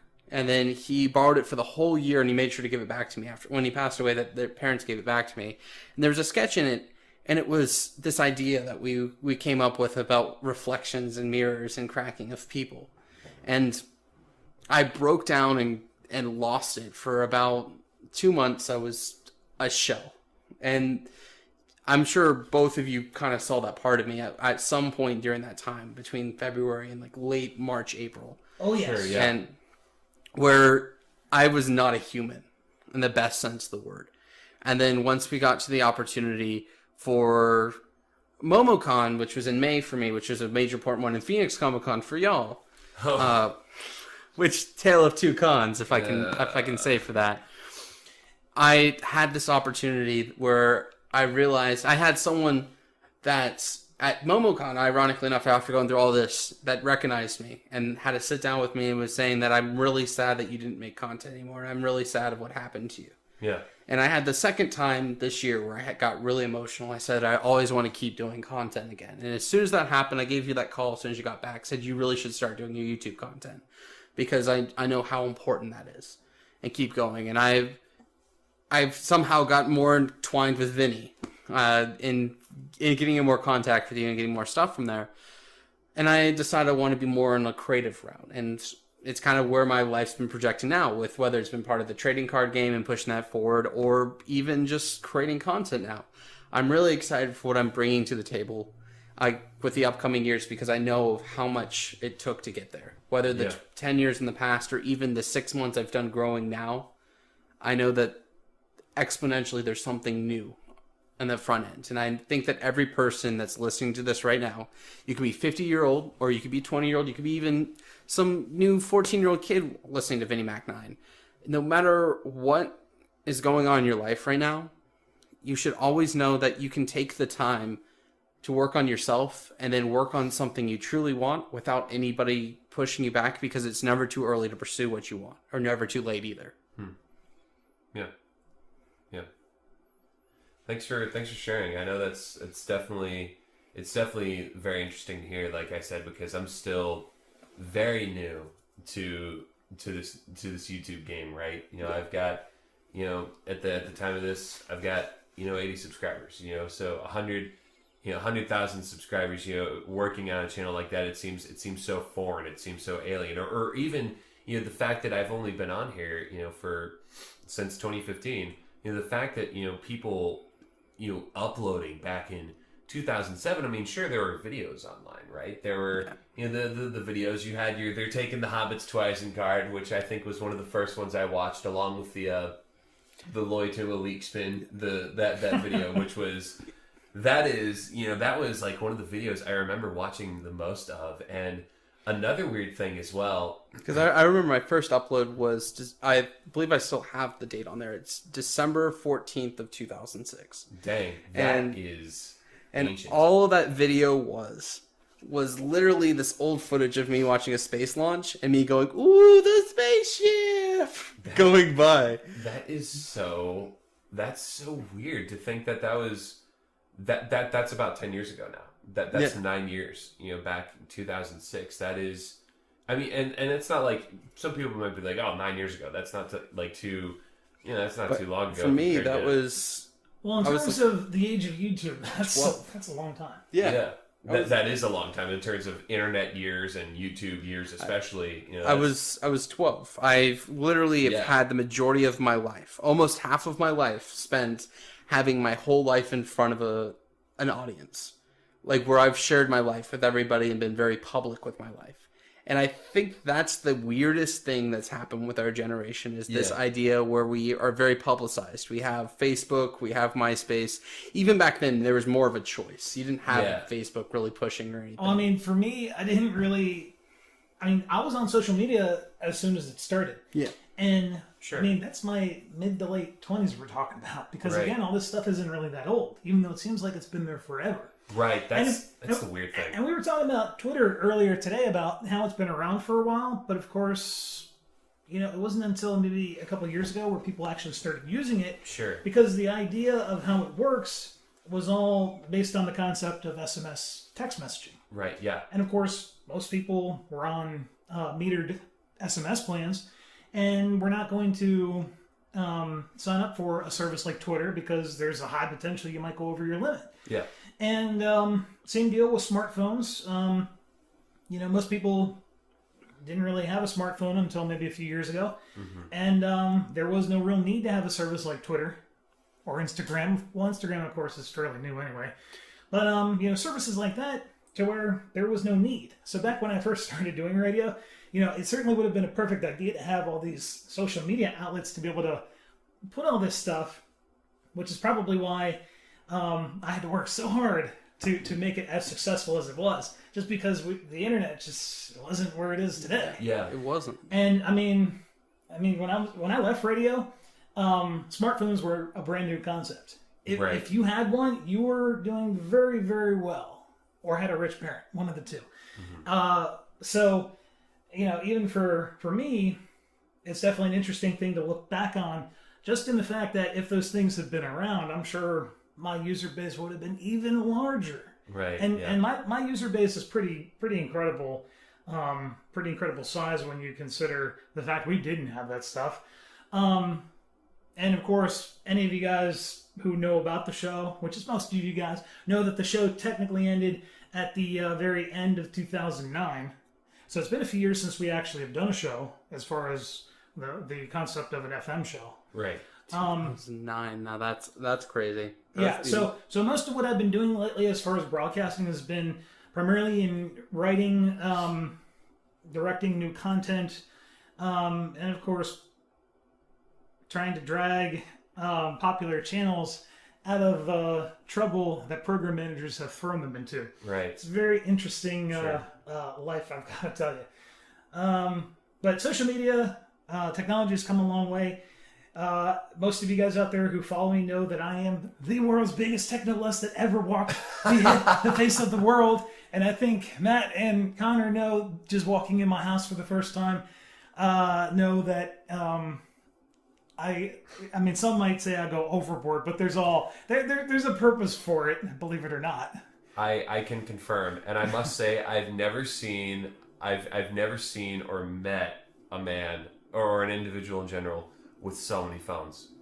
Or so many blinking lights. So you many walk phones, in there. there's blinking lights, and it's amazing. But it's cool. Yeah. It's really cool. I don't shame you when I say that. It's cool. Well, and I have to clarify when anybody says that, because they're like, well, why do you have so many phones? And it's not that I actually use them as like phones in the sense of like a telephone. Right. Smartphones have become a thing where you can do everything on it. So my phones are really just smart devices, ways that I can connect into my networks to do things, or to connect into services that I'm providing for other companies or individuals. And so as a result, because there's this big security factor that goes into all that, the unfortunate reality is that because of contractual obligations, I can't physically actually utilize one device for everything. Right. As simple as that sounds, it just doesn't quite work that way. Mm-hmm. And that's really the pure rationale behind that, is just contractual obligations, security, and things of that nature. But also, most of you guys out there know I do a lot of development work as well. So it's not unusual that I'll need to scout out a different set of devices so I can do some of this development work on, because sometimes some of the development work that I do is actually published for anybody who wants to use it. And so as such, it needs to be compatible with a fairly wide array of devices.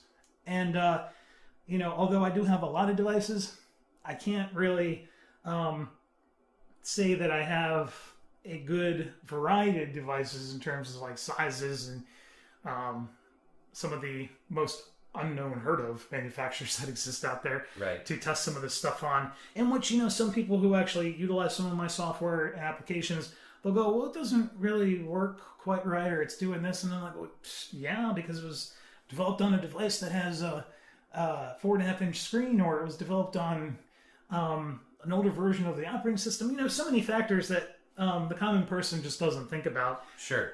Which, from my perspective, I understand because I've got to look at it from all point of views and all directions. So I understand how it is from a technical person, from a power user, to even the most basic of user. And I mean, I try to make everything as basic as I can, but we all know that we don't live in such a simplistic world. Yeah. So, very, very interesting life indeed. And I know Matt, he gets a kick every time he walks in my house because there's always something new going on. Absolutely. And I mean, part of my life has always been a quest for knowledge, trying to advance humanity the most efficient and cost-effective way possible. Right. And that's partially what all of that is for on a professional level. Yeah. And you're talking about always going for opportunities and everything, and you also mentioned the show back in 2009. I couldn't help but imagine, back in 2009, I had a huge fight with my parents. That was right about high school, and there was a huge fight with my parents about doing YouTube full-time. I was at the point where I could do, as a full-time career, I could just focus on that and then do that with school and balance that together. And the nature of it was my parents saw this as such a demonized item, and that it was such an evil item in the world. Between that and Skype, because Skype was such an evil item too. I was part of the Skype beta, and the fact that you could talk to someone halfway across the world was dangerous and abnormal and should never exist. And that was the words it said on my house, and that if I pursued that path, they would disown me. It was weird, because I remember that YouTube was not a common thing back then. Right. Well, It was a very foreign item that people were not bringing to, and I had an opportunity to make it a career. I'm glad I didn't, because I went down a great path by choosing the other later option. Mm-hmm. But I remember the fact that all of this started because it was a misunderstanding about a piece of technology that later became common household. My parents use YouTube all the time. They use Skype every single day I see them. Yeah.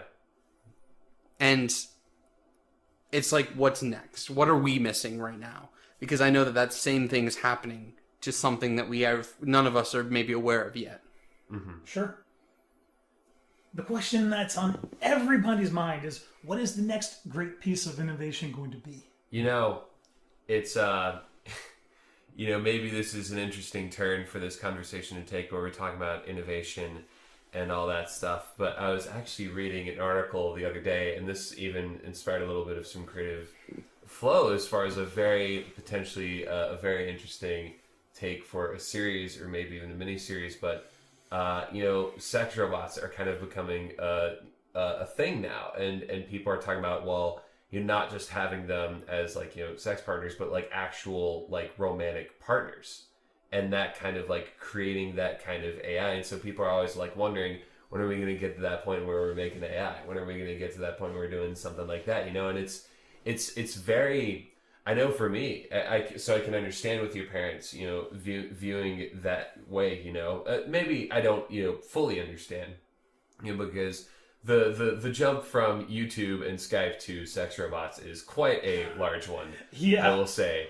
But for me, I view that as, that kind of relationship with, essentially something not human as abnormal. Whereas, 20 years down the road, are people going to bat an eye? Would they still bat an eye? And what I wonder is, do you guys think there will ever be a limit where humanity is we've gone too far with this piece of technology or that piece of technology, or maybe we shouldn't go in this direction, right? And you know, I think maybe we've hit the limit in the past in some areas, but we don't go down that route anymore. Maybe we pursue other areas, you know, maybe that's the way it is, you know, maybe, you know, because with, you know, certain ways that, you know, as technology grows more and more, we get sadly better at killing each other. Yeah. And it's the idea of the Concorde jet. Right. The idea that if you make something too perfect, it's just you're creating a monster out of nothing. Like the Right. Concorde jet that could take you from New York to London in the course of hours, that would sink everything else around it. Right. Yeah. Well, I mean, you have to bear in mind that something as simple as travel is an easy deterrent for some people to prevent them from doing something. Right. Yeah. I mean, Same as a time. perfect example of us being down here in Arlington, Texas. You know, Yeah. things would be very different as far as what we would be able to accomplish if it weren't so time-consuming and, of course, costs money to actually come down here. Right. And I'm not saying that the advancement of technology in general is bad. Don't no. get me wrong. I mean, you got to take the good with the bad. Right. And the sad thing about reality that I don't think a lot of people have really grasped is that, yes, you need to look at the good things and the bad things of a new piece of technology, as opposed Right. to saying, well, this is complete and utter trash, or this is just complete and utter nonsense stuff that we don't want in our society, and vice versa. You can't say, well, you know, this thing will overall benefit humanity, like a sex robot, for example. Right. When Yeah. I'm not really so sure about that. Right. Yeah. And I think from that technology comes adaptive AI that could be really scary. yeah, and you always have to, you know, because everything that every piece of technology was created or adapted or whatever by someone. I mean, I hate to tell you this, guys, but I don't want to have a Terminator running around this place. Indeed. Yeah. From a sex robot Yeah. comes our apocalypse. Not from a sex robot, First sex robot, then Skynet. but from a concept that derived from something like a Right. robot Exactly. that turned into something that we didn't want. Yeah. It would, yeah, it's scary stuff. You know, you always have to, you have to, you know, check yourself before you wreck yourself, Check one might say. yourself before you wreck yourself. And I do think whether, for me, YouTube's been my big thing, and for you, it's radio that's been like a huge, like, point in terms of if you're defining how changes happen. I know that you've seen there's a huge change in how media has been digested, even in terms of radio. Would you say that radio as it stands 20 years ago, if you took the same concept of radio show that was 20, 30 years old and brought it to the modern day, would it still be successful? Honestly, I really think that depends upon the content, because there are shows that are that old that are still on and still doing just fine. It's that timeless content where it's just they're able to adapt, or they're able to. And I mean, one of the channels that I had to save not long ago, which I was really unsure about as far as their continued success, seems to be doing just fine, because even though they really don't like the direction they have to go in, they still like the broadcast media as it has been, because they've been in the Right. industry for 20 plus years and they don't want to leave it. And so as a result, they've had to adapt to their environment, much like everybody has to do in their own world. Sure. Yeah. And if you can't learn how to do that, I'm sorry to tell you, but you're not really going to be successful. And I also think we are due for a huge shift in technology. Yeah. If for the quickness of trends that have happened from even 2006 to 2009 with the adoption of Skype and YouTube and the change that we've digested in media that YouTube brought in terms for even the Google Chromecast and all these items that are becoming very public now, it seems that these last 3-4 years we've been at a standstill. The birth of Let's Playing is coming back, and now Let's Plays are having a huge fall again, and it's bringing back to live action content because we're oversaturating the market. But that same idea is kind of across the board with everything else, that we're going on such a steady path that we're oversaturating ourselves and that we're in need of a huge change. Yeah. And that we're due for it. And that's the problem I'm actually seeing in a lot of technical industries, is that we're seeing a lot, and I don't mean a lot, I mean a lot of saturation.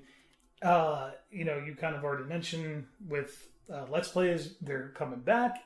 Good thing I started a Let's Play channel. Am I right, boys? But Yes. to that point, What drives in more views on your channel right now? Your live action content, or your Let's Plays, or your Let's Plays with live action content do better than Let's Plays without live action? Yeah, I mean, because for those of you who haven't watched the 10 Mug channel, there is a greater arc, a story, to the 10 Mug stuff of this guy who fixes breaks and realities by playing video games, and often there's silly live action skits, which we actually just got done filming pretty much everything today for an entire series, and there's live action skits that go along with that as well. And so yeah, like those videos often do better, and even some of the random like live action vlogs that I have, most of the time I call them real talk vlogs, where we just have real talk and just break down a lot of barriers, and just it's a guy talking to other people trying to communicate a message. For example, I did a Knights of the Fallen Empire thoughts and review for the new Star Wars The Old Republic expansion, and it jumped like out of nowhere from like about 15 views, and the next day I looked, it was at 75. And now granted, that's because it's a review for a game and I had early access for it, and I was kind of able to take advantage of that. But yeah, it was a live action review. So, and that kind of ties into Vinny's point with it, and then my experience with YouTube is that it's the reason why Let's Plays and everything are failing at this moment, why we're seeing this huge dip in content, is because us as humans, we get adjusted to this technology where like Let's Plays are it interacts with all senses. A live action video, you kind of tune out to the action because you don't have to interpret, you don't have to imagine. You see the person, you see the action. Mm-hmm. As soon as you put on a Let's Play, you're seeing a content of an item going across the screen, flashing lights, commentary, editing, pictures from editors, and conversation between people. It's so many different lights going off in your brain at once. And with the birth of these smartphones and everything from there, those lights keep flickering and they won't turn off because we have so many devices that keep them stimulated. And it's affecting a lot of what we do as a society. Right, yeah. Sure. Well, anyway, just coming back to my point, so you touched up on a branch of the problem. But anyway, to continue, the problem that I'm seeing is we have, even in a lot of technical industries, IT, music remixing, things of that nature, we're seeing a very dense amount of people who are doing it just because they think there's going to be this instant rise of fame. And don't get me wrong, I have no problem if you want to try something, or you want to go down that avenue and you want to learn about it. Sure. But, if your only reason for doing it is for fame or money or numbers of followers or what have you, which sadly is what I'm seeing a lot of. Mm-hmm. And sadly, that's what I saw a lot of in the early days before social media, right. The early days of my radio broadcasting career. It's all about ratings. And don't get me wrong, I understand the need to have ratings and what have you. But at the same time, if your content is crap, I don't want to have anything to do with it. Yeah, I agree. Like, and especially with, it's sad to see people live, and I touched on this before, but living for ratings, living for that fame, living for that success. It's not, life isn't about that. I mean, you wouldn't believe how many people just in the last month alone I've had come up to me, and they're like, well, what do I need to do to get my numbers up here? Because I'm at 800 and I want to be at 1,000, and I'm literally just like, I can't really help you. Yeah, sure. And I'm not going Half the battle's a mental battle, too. Sure. Yeah. So, I mean, I might give them some advice and try to steer them down the right path. But unfortunately, a lot of these people are set in their minds to the point where I might work with them for a little while and they still won't get the obvious picture, no matter how obvious I make it. And those are the type of people where I'm just like, well, I did the best that I could. And I might continue to still help them or watch over them and try to give advice where I can.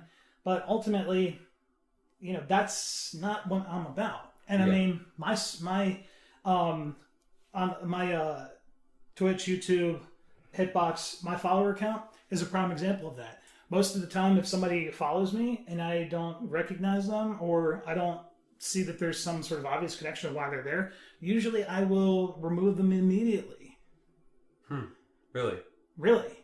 Because, again, as far as what I'm all about, most of the interaction is occurring directly on the site, or on Twitter I or what see. have you. And, I use various tools that detect things like Twitter campaigns where somebody Sure. has, paid money to gain a number of followers. And it's really interesting to watch those campaigns too from a technical perspective, because naturally when somebody who's on Twitter, and we're talking about a generic user, not you or I or Right. some of the most obvious power users out there, the typical thing that you do is when somebody follows you, you follow back.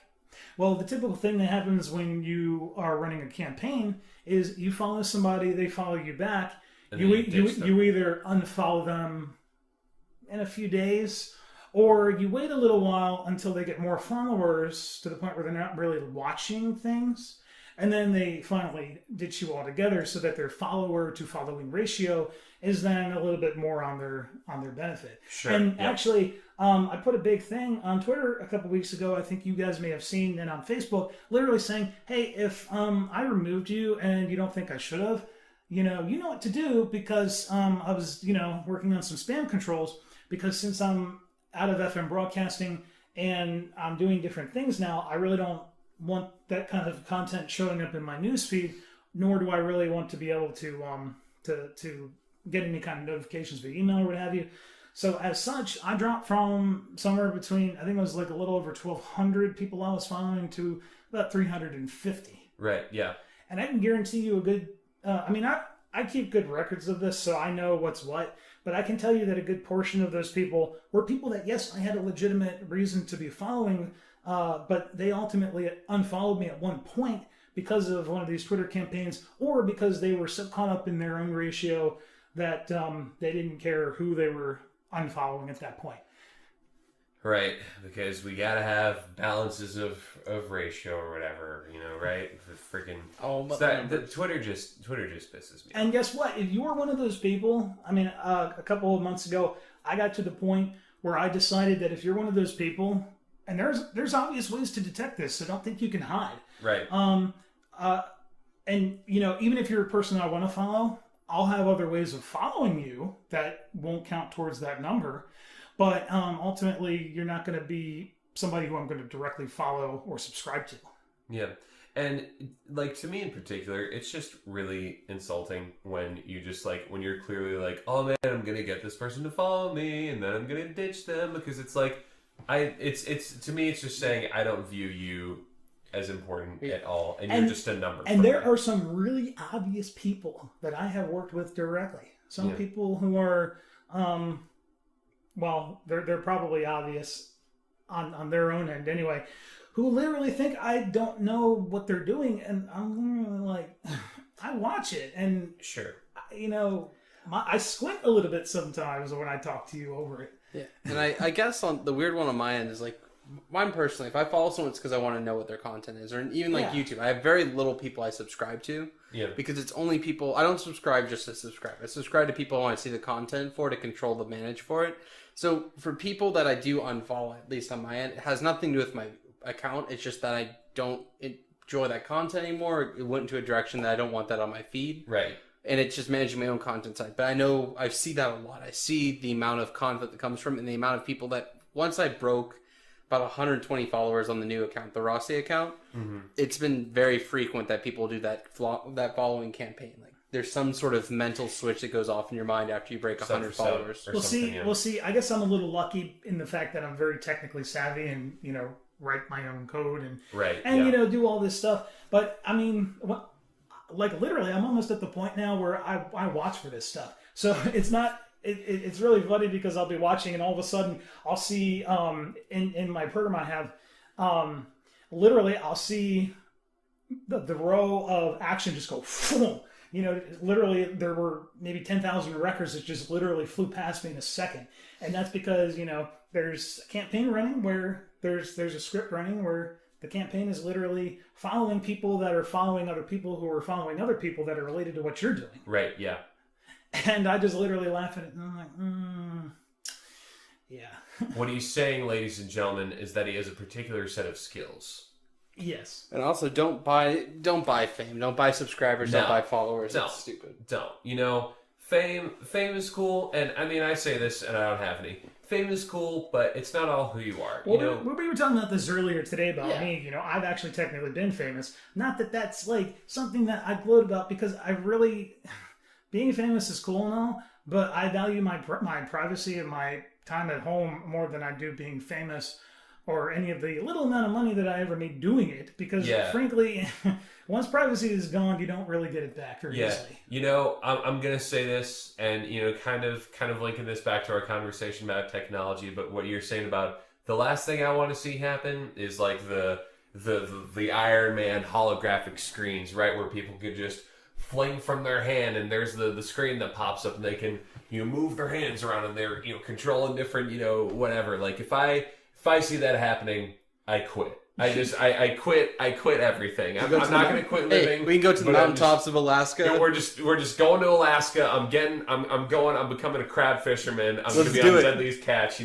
Mike Rowe is going to be narrating my life and all that stuff. But I just quit. Because I will be on that boat with you. Yeah, it sounds like amazing. The last thing I want is just for some guy to be on a subway, right? And he's got one of those little screens, and he just decides to throw it on, and maybe he's the only person who sees it because he's got his little glasses, and he's freaking watching me shower. He's watching me shower while he's riding the subway, and because that's the last thing I want. Or God forbid he watches something even more explicit. But anyway, that's all I'm going to say about how that I don't want that direction taken with technology. If those screens start popping up and you just see me randomly quit life, not quit life as in I die, but quit life as in I go to Alaska, well, you heard it here first. So you said that, and you know what the first thing that comes to mind is, which is more of a movie reference than anything else? What? In Spaceballs. In Spaceballs, when he's talking about the combination of his luggage. Yeah. 1, 2. I figured that's where you were going. 4.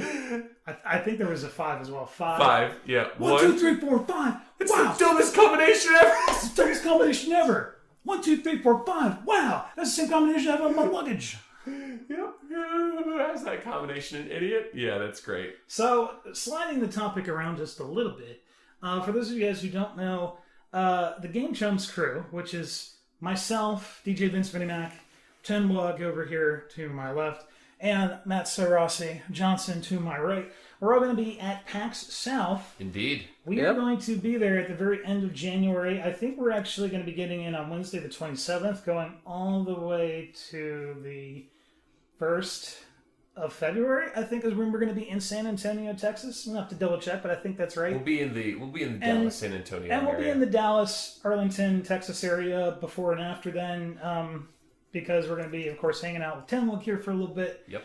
But we're going to be at PAX South this coming January. And, of course, my 30th birthday is that weekend. So, Indeed. So who in the world knows what's going to happen that particular weekend? We'll have to wait and see. Oh, what we're happens. gonna get so hyped, boys. That's gonna be the best. Oh gosh. Now, also, we already talked about what's always been my prime event of the year, which is MagFest, and that occurs in the middle of February. Yeah. And I believe it's February 18th, 19th, 20th, and 21st, I believe. Sounds right. Very small window between our two cons this Very year. small window, which is why I have a lot of time off. And, yeah. And, Hold on, wait. Let me call my boss real quick to make sure I can get that time off. oh, wait, you don't have to. No, wait. So, MagFest is MagFest Prime. Remember, there's several MagFest events throughout the year, but MagFest Prime used to occur in January, but apparently is now being held in mid-February. And unlike last year, which was the weirdest thing ever, it's going to be held during its normal days of Thursday, Friday, Saturday, and Sunday, instead of Friday, Saturday, Sunday, and Monday, which was incredibly weird. And although I got to say, I'm not keen on the fact that it's in February, and if you caught the podcast last month or 2 months ago, you'll know that I do not like that idea at all. Because that's when the snow typically hits Northern Virginia and National Harbor. Where the last day of MagFest was a snowstorm. That was January. This is getting even worse. Yeah. I think February is just a stupid month. Like, February needs to be warmer than January. And, like, It's just, I think February is just, out of all the months, just a pathetic alcoholic. It needs to get its crap together. Like, I know that's a strong opinion, but like... Well, there's an image that I usually show when people mention that, and we have an extra day in February. Oh, yeah, we February do. strikes back. Oh my gosh. Yeah, we do. So, but there's an image I usually show people where it's, December, January, where holidays are all around, and you have your snowy winter wonderland. Everything looks awesome, Ugh. pretty. And then you have the end of January, February, March, and there's no leaves on the trees, and everyone's just like, brrr. Ron Perlman is narrating in the background. War never changes. And it's gray outside, and it just looks so nasty. Yeah. And nobody wants to be there. That is State College, Pennsylvania. That right there reminds me is I'm actually going to this February attempt to not play Fallout 4 until February. So that's going to be... Good luck. I know, to get through that. Good luck. But if I can, that's going to be my binge game to get me through the most disturbing month of the year. So the Game Chumps crew is a community that's actually been around for a long time, but because I've been busy and social media, just wasn't really quite there, and more importantly, I've just been busy, as I've reiterated.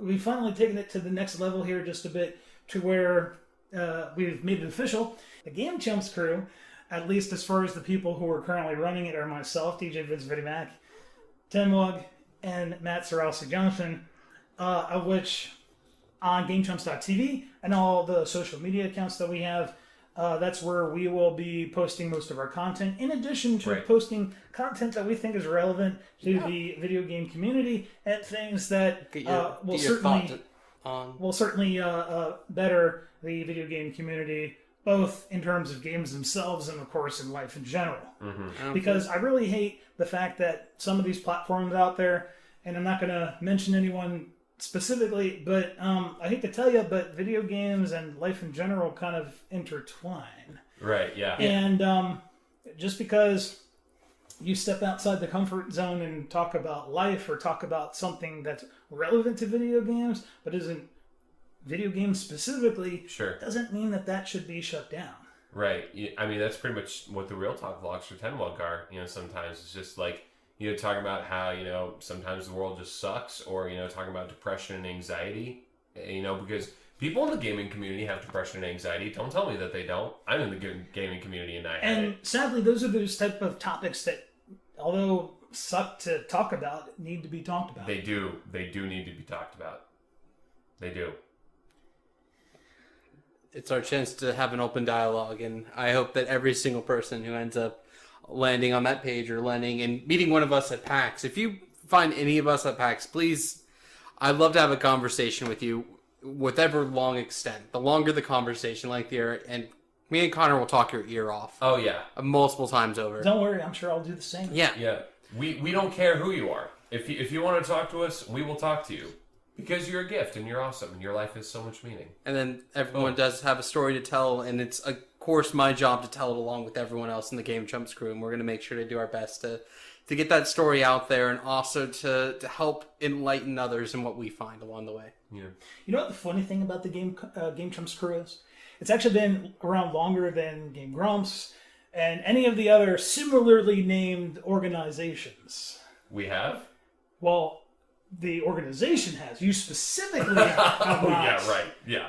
But you have to bear in mind, like I said, you actually grab a Snickers and read that About page, you'll find out that the original premise of the VinnyMac's 9 radio show was originally supposed to be specifically video game oriented. However, at that time when the show officially launched for FM broadcast, management, and sadly this has been the case throughout my entire career, even when I went higher on the totem pole, they have never ever been interested in anything video game related, ever. Sure. And even when I came to top levels of programming, even on other broadcasting mediums, their whole thing was, that is not something we're interested in the lightest. And even to the point where I wouldn't say it was that close, but to the point where, they threatened firing me and what have you, and I'm literally just like, yeah, right, Yeah, that's not going to happen. like it's not going to happen. I've got too much of a user base, fan base, for that to really happen without some major backlash happening. So, I continued it as maybe about 50 to 60% of what the show was all about, which is why when I had the capability of actually taking ownership of the station for a while every year, which I could technically do, at least 2 weeks, if not more, out of the programming schedule was dedicated to nothing more than video game music that was, of course, properly licensed at the time of airing. Right. And that was probably one of the most common pieces of positive feedback I ever received was the content that was video game related that aired both on my show and, of course, when we took ownership of the station during those times of years. Yeah. And sadly, I think the big problem even today is that there's this big licensing issue between publishers and developers as far as royalties and what have you, and it gets a little tricky. I can talk about the royalties issues with the voice acting department. Yeah, and sadly, people will say, oh, well, we got, licensing companies like BMI and ASCAP and what have you, but sadly, when it comes to video game music, things like that work a little differently. Yeah. Which is why most broadcasting mediums, at least when I was working in radio, remember things have changed a little bit since I've done that. They were the least bit interested just because it was going to cost them more than it was really worth to do anything about. Right. Yeah. Even though, which is a sad reality, as we've seen, platforms like Hitbox, Twitch TV, YouTube Gaming are now becoming big platforms. Right. For watching video game related content, and I almost but not quite feel a little sorry for these people who I worked with, because if they had actually embraced some of this stuff and actually did what some of these other people did and actually worked with it to try to bring it to a reality, they probably could have done some really cool things that, although we've got cool things now, probably would have been cooler. Yeah, and I think the main thing that so many people love to watch about with gaming in general, and I'm sure, Matt, you can agree with me on this because of, you did this back in the day with YouTube, with your gaming stuff. I think people love to watch other people interact with gaming, with YouTube stuff, because gaming is very interactive. From the ground up, it's an interactive experience. You input into it, and some people call gaming an art form, and it's, I don't really know if there's another art form that's as interactive as gaming. You don't really, you aren't the one that's personally doing that stuff in movies or stuff like that. So just to kind of add on to that, which actually relates to gaming, just because they're utilizing the technology. So you guys are familiar with ASMR, I'm assuming.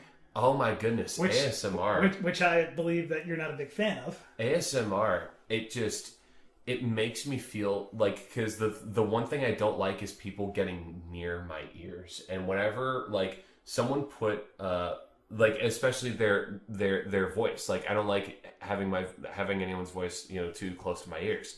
And so whenever someone gets really close to my ear and they're whispering, if they're putting their audio in and they're whispering very closely into my ear, it doesn't do anything good for me. Some people like that, but it creeps me out, and it's just it's almost like I'm cringing, but not actually cringing. It's just I'm repulsed. Interestingly enough, I did catch your post about that, and I neglected to actually comment on it, primarily because I was doing something else and just couldn't actually give you a fair response. But I figured now is probably a good time than any. So I personally actually, maybe once a week, actually utilize ASMR because, of course, I drive a crazy schedule. Oh, yeah. And I get your qualms about it, so don't get me wrong. But, especially late at night when I'm usually wide awake, but I need to go to sleep. Mm-hmm. Usually I find certain sounds, not necessarily a voice, but certain sounds, which is why I have certain videos that help me out. Yeah, sure. Help me with that. But going forward with where I was getting at originally, we're starting to see some of these people working on ASMR dynamics actually utilizing virtual reality technologies. There's Minecraft ASMR. That's the one thing I don't get. There's actually Minecraft ASMR. There is, but that's not really something that would work for me. But we're seeing like virtual, really cool virtual reality items that I'm seeing not only in development but actually coming to fruition, like on YouTube. That's using YouTube's 360-degree technology and what have you. Oh yeah, that's weird. And it is weird, but I gotta say that at least one of the particular ASMR channels that I follow and utilize some of the videos every once in a while. What I really like is some of the interesting content that they have that actually has nothing to do really with ASMR in general. Although some people utilize it as that fact to utilize that piece of content for ASMR purposes, because again, everyone's different, and that might appeal to Matt here, but it might not appeal to you, and vice versa. But some of the things that they've created specifically for the purpose of ASMR, I think is out of this world. So the person that I do follow for ASMR is Ali on ASMR Requests, and she's probably one of the more well-known person who does this. And one of the things that she did, I think back in 2013. ASMR was back around, and I thought it was like something that came out like this year. It's like a lot of things. It's been around a while, but it didn't really gain notoriety for a while. So she's been around for I think she's actually 3 years a few days ago. Yeah. So, but the thing that I really like was she has just such a variety of different things. Yeah. But the thing that I really like about it was her Departure Space Tour series that she did, which I think she's going to do another one very soon. But these are very difficult to actually make, just because of the high quality that she does. Sure, yeah. But so the first one she did was you're basically in a very, very, very futuristic environment, and you're booking a space tour. And of course, there's some mystery behind it too, as far as why you're doing it and where you're going. So you're booking the space tour. I'm trying to remember how long the video it was. It wasn't that long. And then she spent a good portion of the year actually working on the actual follow-up to the video, which was very long.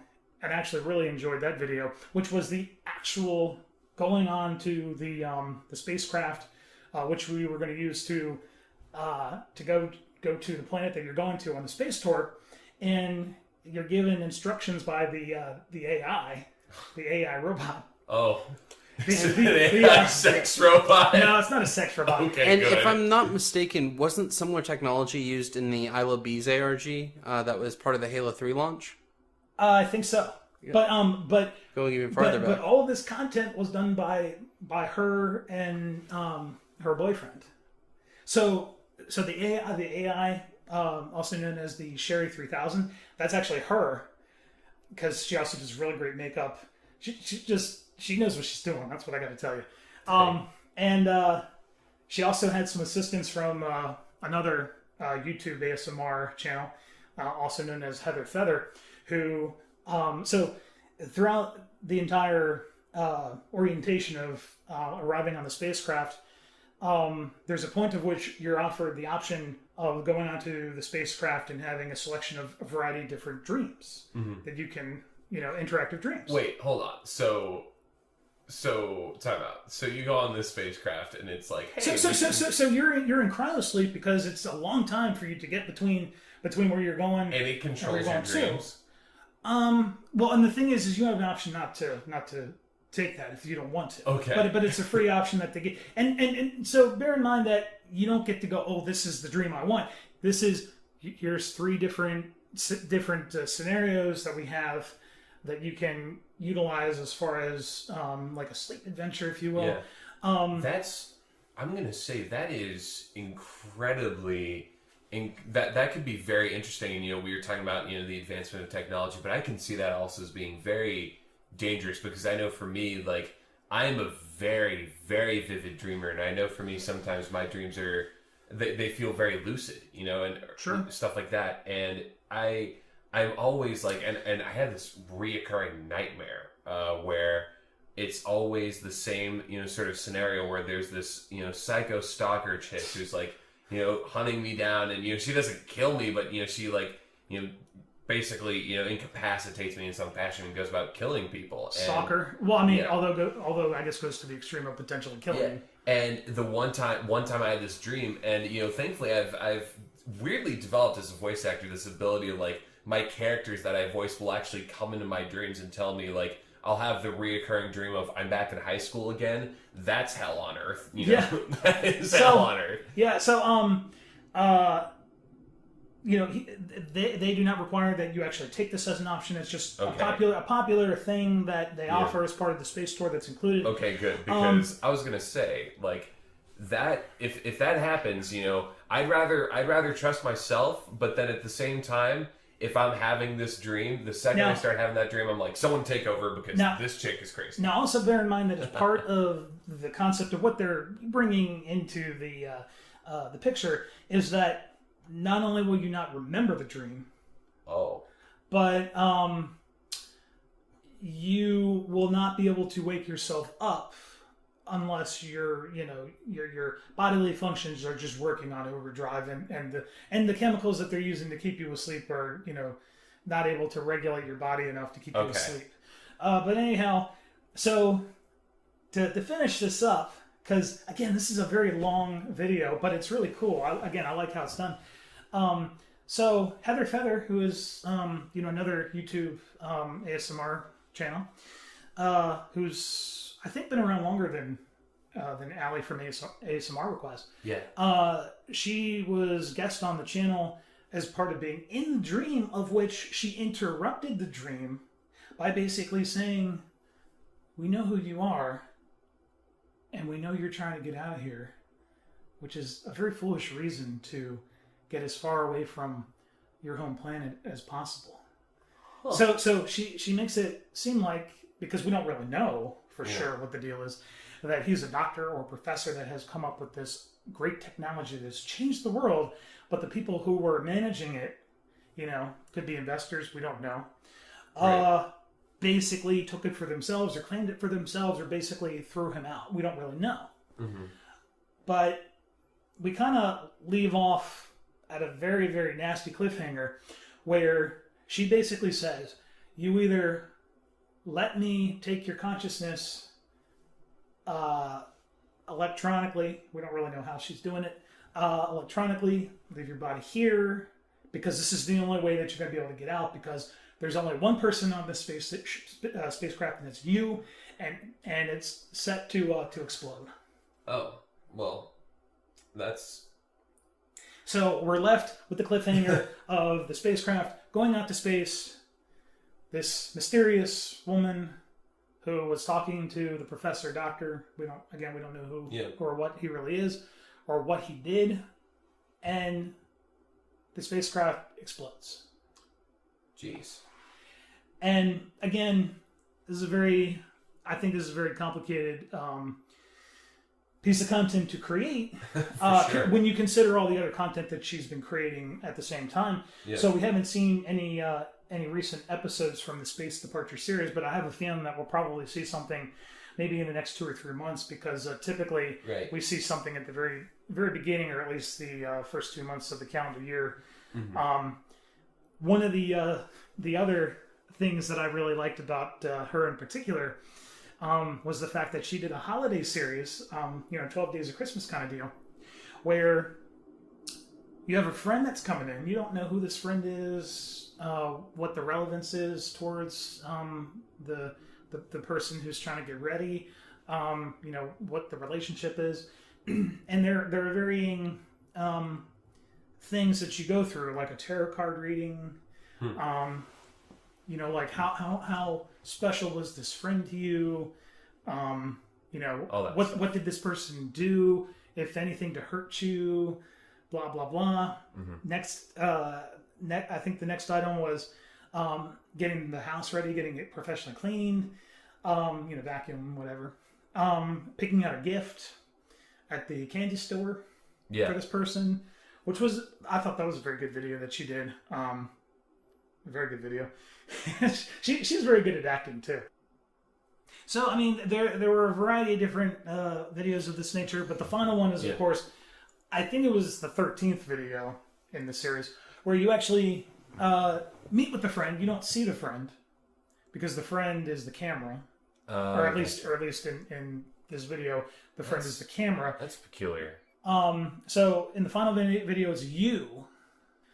And some of the other videos she did, which I'm really waiting to see what happens, is you meet this person, Dr. Avalon Divine, and she looks like this 80s character. And the way that she does this video, it kind of looks like it's set in the 80s, and she also drinks tap soda, what have you. And she did a video beforehand,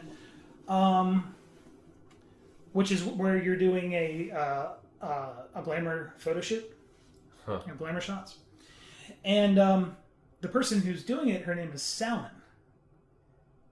which is a weird name, and she's a weird girl, but this character Salmon is actually in this other video as Dr. Avalon Divine's star pupil. So you have that weird crossover type You do. stuff. That's interesting. And then there's another episode which I thought was really well done that some people didn't like, but I thought was kind of cool, especially when I thought about it for a little while, where Allie played kind of like a CSI crime lab investigator, if you will.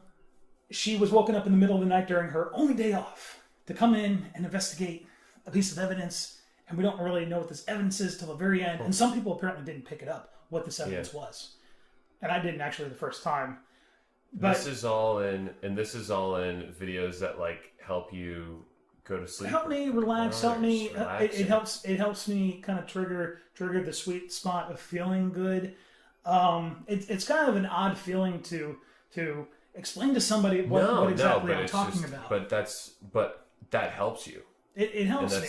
It helps clear my mind of some of the stress and some of the other things that are in my mind, just because they're making me potentially making my muscles less tense, making me a little drowsy. Yeah, but whatever works. But the funny thing about this final video, the crime scene investigator, is she keeps complaining about how this is her only day of the week that she has off, and she was woken up in the middle of the night. She has to be back in like 5 hours. Yeah. And the woman, the other woman who is, I guess, her supervisor, so we assume, she's got this really raspy voice, and she's so sassy. Mm-hmm. And so she's like, could you make me a cup of coffee while I do this? And she's like, get it yourself. And she's like, you wake me up in the middle of the night on my only day off, and you know this. And she's like, fine, hold your horses. But throughout this entire video, she's doing all these things to collect the fingerprint and to analyze it, and at the very end, of course, makes a very hilarious CSI reference with the sunglasses and what have you. And you see that they've determined that it's Dr. Avalon Divine who's apparently done this crime. We don't know what it is. Yeah. And again, the item that I missed, which I'm sure a lot of people missed because apparently people mentioned this in the comments, was the Tab can, the can of Tab soda, which she was drinking in the previous episode. So it's ASMR. It's not going to be something that works for everybody. The triggers that they're using to try to help you in whatever way possible is dependent upon how that makes you feel. It's not going to work for everybody.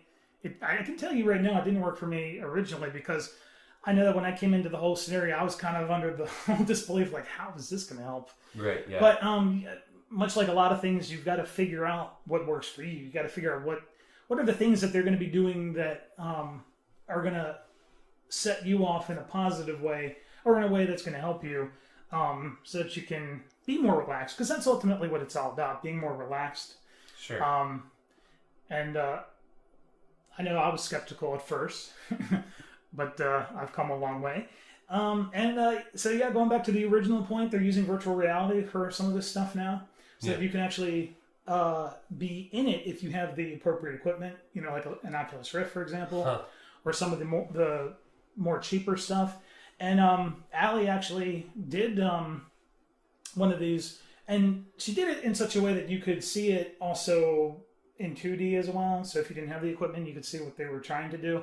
And even though, of course, when she published this, VR equipment wasn't really available to most people, I thought that was really cool what she did, and especially how much CPU power that really took on her end to actually make that possible, because she actually did it in real time. Gotcha. When she rendered the initial video. Yeah. So it's all interesting stuff that I think benefits a lot of people. Definitely something that can require some patience, of which I know that a lot of people don't have these days, which is why I can understand why it's not for everybody. Sure, yeah. Absolutely. So we definitely had an interesting time on this episode of the VinnyMac's 9 Radio Show podcast, episode 1302. We've been going for a little while, definitely not as long as the first episode. But then again, the first episode was a lot to drop on people coming back from being gone for so long. So on behalf of everybody here at VinnyMac Productions and VinnyMac Interactive and the entire group of people at Game Chumps, I'm DJ Vince VinnyMac. And I'm Connor Jennings. And I'm Matthew Sarossi Johnson. Thank you so much for tuning in to episode 2 of season 13 of the podcast. I have no idea when in the world we'll do another episode. As we said, we try to do it on a monthly basis, but that hasn't happened. We'll make it work. And in the meantime, if you want to try to find any of us, follow any of us, of course, you've got the group's stuff in general. But if you want to find me specifically, I also, not only can you find me on YouTube through the website that Vinny provided, but I'm on Facebook at facebook.com/Tenwug, TENWUG, or on Twitter, you can find me at Jennings_VO. And the URL again was tenwug.gamechumps.tv. Yes. And if you want to get connected with anything Sarossi or have your story be told, hear it to me. I would love to hear you out. Again, tweet out to me at Matthew Sarossi. Again, that's at MATTHEW. And then Sarossi, SURACI. Think Icarus spelled backwards. Tweet out to me. We'll have a nice conversation. I always look forward to hearing anything you have coming my way. And finally, I'm DJ Vince VinnyMac. Make sure to check out VinnyMac.tv. Check out all the cool stuff we have there. You can find all the ways that you can follow me. You can actually listen to the episode from 2 months ago on Mixcloud, and you can see some of the crazy YouTube videos I've done. and remember, I'm not out to set the world on fire with my YouTube videos. You're just out to let it burn? Yeah, why not? I'm all here to have fun, interact with the community, learn a thing or two here and there, which I think we've done tonight. So on behalf of everybody, thanks so much for tuning in. Catch us next time. And until then, keep it real, stay true to yourself, and we'll see you next time.